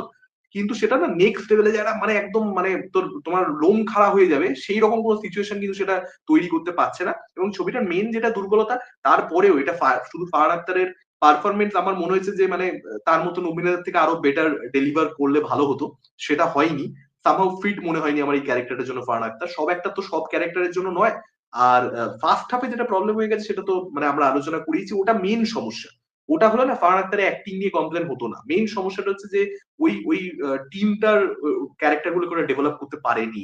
এত ছোট ছোট রাখলে ওয়ার ফিল্ম যখন বিশেষ করে এরকম একটা এনসেম্বল নিয়ে এতগুলো বাহাদুর 120 বাহাদুর, তখন না 2 ঘন্টা 10 মিনিটের আশেপাশে ছবির রানিং টাইম এটা যথেষ্ট নয়। তখন তোমার ছবি বড় হবেই বাই ডিফল্ট, মানে নেচারই এটা, ওকে বড় করতে হবেই, নাহলে তুমি ছবিটার সঙ্গে সাবজেক্টের সঙ্গে জাস্টিফাই করছো না।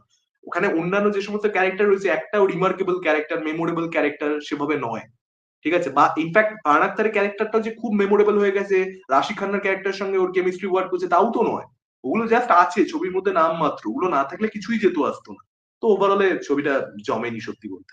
তো যাই হোক, এখানেই আমরা আজকের মতন আলোচনা শেষ করি। বলো অরিত্রদা, বলো। আমার জাস্ট একটা পয়েন্ট আছে দর্শকদের জন্য, যারা আমাকে ট্রোল করে তাদের জন্য একটা কোয়েশ্চেন আছে আর কি। এই 120 বাহাদুর ছবির রাইটার হচ্ছে সুমিত অরোরা। সুমিত অরোরা হচ্ছে জওয়ানের রাইটার। সুমিত অরোরা হচ্ছে বেবি জনের রাইটার। তো দেখো, একটা জওয়ানের মতো সাকসেসফুল সিনেমার রাইটারও কিন্তু বেবি জন ফ্লপ করেছে। 120 বাহাদুরও কিন্তু রাইটিং ভালো হয়নি, ছবি কিন্তু চললো না। ছবি তো বক্স অফিসে চলেনি। তো হিট ফ্লপ হতেই পারে, এটা রাইটারের উপর নয়। তো যারা আমাকে ট্রোল করে তাদের জন্য, বাট আমি মজা করছি, মানে আমাকে ট্রোল করতেই পারেন, প্লিজ কিপ ট্রোলিং মি, মানে তাহলে আমি বুঝবো আমি রেলিভেন্ট, আমার ভালো লাগে যেটা। আমি মজা করছি। না, আমি এটাই বলতে চাইছি যে মানে ওই জিনিসটা আর কি রাইটারের উপর একা ডিপেন্ডেন্ট নয় আর কি। মানে মানে ইটস আ টিম গেম, মানে ডিরেক্টরের অনেক কিছু চলে আসে ওখানে, তারপর সিনেমাতে কি অ্যাক্টিং করছে। অনেক সময় তো এরকমও হয় যে রাইটারের কাজ করে দিয়েছে, তারপর এডিট টেবিলে বাদ যাচ্ছে। হিরো বলছে যে এই সিনটা আমার চলবে না বস, এই সিনটাকে হাটাও, অন্য সিন লেখো। তো এরকম অনেক কিছু হয়, রাইটারের হাতে সবটা থাকলে আমরা ইন্ডিয়ান ফিল্ম ইন্ডাস্ট্রি কেন, গোটা বিশ্ব জুড়েই ফিল্ম ইন্ডাস্ট্রির সিচুয়েশন অনেক ভালো দেখতাম। তো সেটা সত্যি নয় একেবারেই। এডিট টেবিলে প্রচুর জিনিস বাদ যায়, প্রচুর জিনিস বাদ যায়। তো আহ, এগুলো আসলে পুরোটা রাইটারের উপরে কখনোই দায় বর্তায় না। মানে এটা টিম গেমেরই মতন। সিনেমা বোধহয়, স্পোর্টস সিনেমা এগুলো প্রচন্ড বেশি মানে টিমের উপরে ডিপেন্ড করে, সবাইকে একসঙ্গে একটা সেম পেজে আসতে হবে এবং তারপরেই একটা ভালো কিছু ক্রিয়েট হতে পারে। এই এই জন্যই কি বলতো, যেটা মানে বিদেশে অতটা না, বিদেশে দেখবে তুমি যে বিভিন্ন ডিপার্টমেন্ট যে কোলাবোরেট করছে এবং তারপর একটা আর্ট ক্রিয়েট হচ্ছে। এটা বিদেশে হলিউডে তুমি দেখবে এই স্ট্রাকচারটা রয়েছে, যে একটা ডিপার্টমেন্টের কাজ, সে ওটা জিনিয়াস, তাকে দিয়ে ডিরেক্টর শান্ত রয়েছে। আমাদের দেশে ব্যাপারটা অনেকটা বেশি ডিরেক্টর হেভি, মানে ডিরেক্টর নিজে সবটাতে ঢুকছে। সেটা কারণটা কোথাও একটা এটাও যে মানে সবাই মিলে মতামত দিয়ে সিঙ্কে আসা ভারতবর্ষে একটু টাফ, তাই একজনই কন্ট্রোল করছে, সেটাই বোধহয় বেটার অপশন আর কি। আর না, তার থেকেও বড় ব্যাপার হচ্ছে সিনেমাতে না লাক ফ্যাক্টরটা খুব ইম্পর্টেন্ট। তুমি দেখবে অনেক সময় অনেক ভালো ভালো ছবি হয়েছে, এই যে হাকের মতো ছবি, এত ভালো ছবি কোথায় চললো। তো ভালো ছবি অনেক সময় ওয়ার্ক করে না, অনেক সময় খারাপ ছবি ওয়ার্ক করে যায়। তো এটা সবসময় যে কেন ওয়ার্ক করছে করছে না সেটার উপর। না তুমি দেখো না, এক দিওয়ানি কি দিওয়ানিয়াত সেটা ওয়ার্ক করে যাচ্ছে, হাক ওয়ার্ক করছে না। মানে এর থেকে মানে কি আর এর থেকে বড় এক্সাম্পল হতে পারে? তো এই সিনেমার লাইনে এই কারণেই ছোটবেলা থেকে সকলকে বলা হয়, সেই আমরা এই নোটেই শেষ করি যে পড়াশোনা করো, পড়াশোনা হচ্ছে সেফার রুট। তোমার ভাগ্য তোমার হাতে, তুমি যদি ভালো করে পড়াশোনা করো তুমি রেজাল্ট পাবেই, অন্য কেউ তোমার খাতা ছিঁড়ে দিতে পারবে না। কিন্তু সিনেমাতে কিন্তু পোস্টার ছিঁড়েও দেওয়া হয়, বা ক্রিকেটেও কিন্তু তোমাকে তোমার মানে যে সামনে বল করছে সে তোমাকে আউট প্লে করে দিতে পারে, মানে তুমিও ভালো ব্যাটসম্যান কিন্তু বোলার আরো ভালো, তখন তুমি আউট হয়ে যাচ্ছ, তখন লোকে বলছে তুমি শূন্য করেছো। তো সিনেমা বলো, ক্রিকেট বলো, হোয়াট এভার, এই লাইনগুলো প্রচন্ড বেশি কম্পিটিটিভ। এখানে তোমার একা হাতে তোমার সাফল্য নয়, অনেক কিছু একসঙ্গে আসতে হয়, তবে গিয়েই সাফল্য আসে। অনেক সময় অনেক সিনেমাকে নিয়ে কন্ট্রোভার্সি হয়ে যায়, অ্যাভারেজ সিনেমা কন্ট্রোভার্সির জোরে বিশাল বড় কালেকশন করে দেয়, সেই ঘটনাও দেখতে পেয়েছি। অনেক ক্ষেত্রে এরকম হয় ভালো সিনেমা কিন্তু তারপরেও সেটা পারফর্ম করছে না, তার কারণ তার সামনে হয়তো একটা অন্য বড় সিনেমা আছে, বা পরের সপ্তাহে একটা বড় ছবি আছে, সেটাকে নিয়ে মানুষ এত বেশি এক্সাইটেড যে আগের সপ্তাহে ছবিটাকে নিয়ে মানুষ ভাবছেই না। এই জিনিসও তো আমরা দেখতে পাই। তো এরকম মাল্টিপল ফ্যাক্টরস রয়েছে। তো কোনটার ক্ষেত্রে সব একসঙ্গে ক্লিক করবে, এটা খুবই টাফ ব্যাপার। অর্থটা কিছু বলো, তারপর আমরা র্যাপ আপ করি। না, তুমি পুরো জিনিসটা খুব গুছিয়ে ভালো করে বলে দিলে। আমি এটা জাস্ট পয়েন্টটা তুললাম, আমার আমার নিজের কোনো ডিফেন্সের জন্য নয়। মানে আমার এই মুহূর্তে কোনো রিলিজ টিলিজ কিছু নেই, তো আমার ডিফেন্সের দরকার নেই। আমি জাস্ট এমনি বলছি, মানে লোকের একটা মাইন্ডসেট তৈরি হয়ে গেছে, আর আমি বুঝতে পারি যেহেতু আমি নিজে ফিল্ম ক্রিটিসিজম করেছি, তো তাই জন্য আর কি আমাকে বলে থাকে।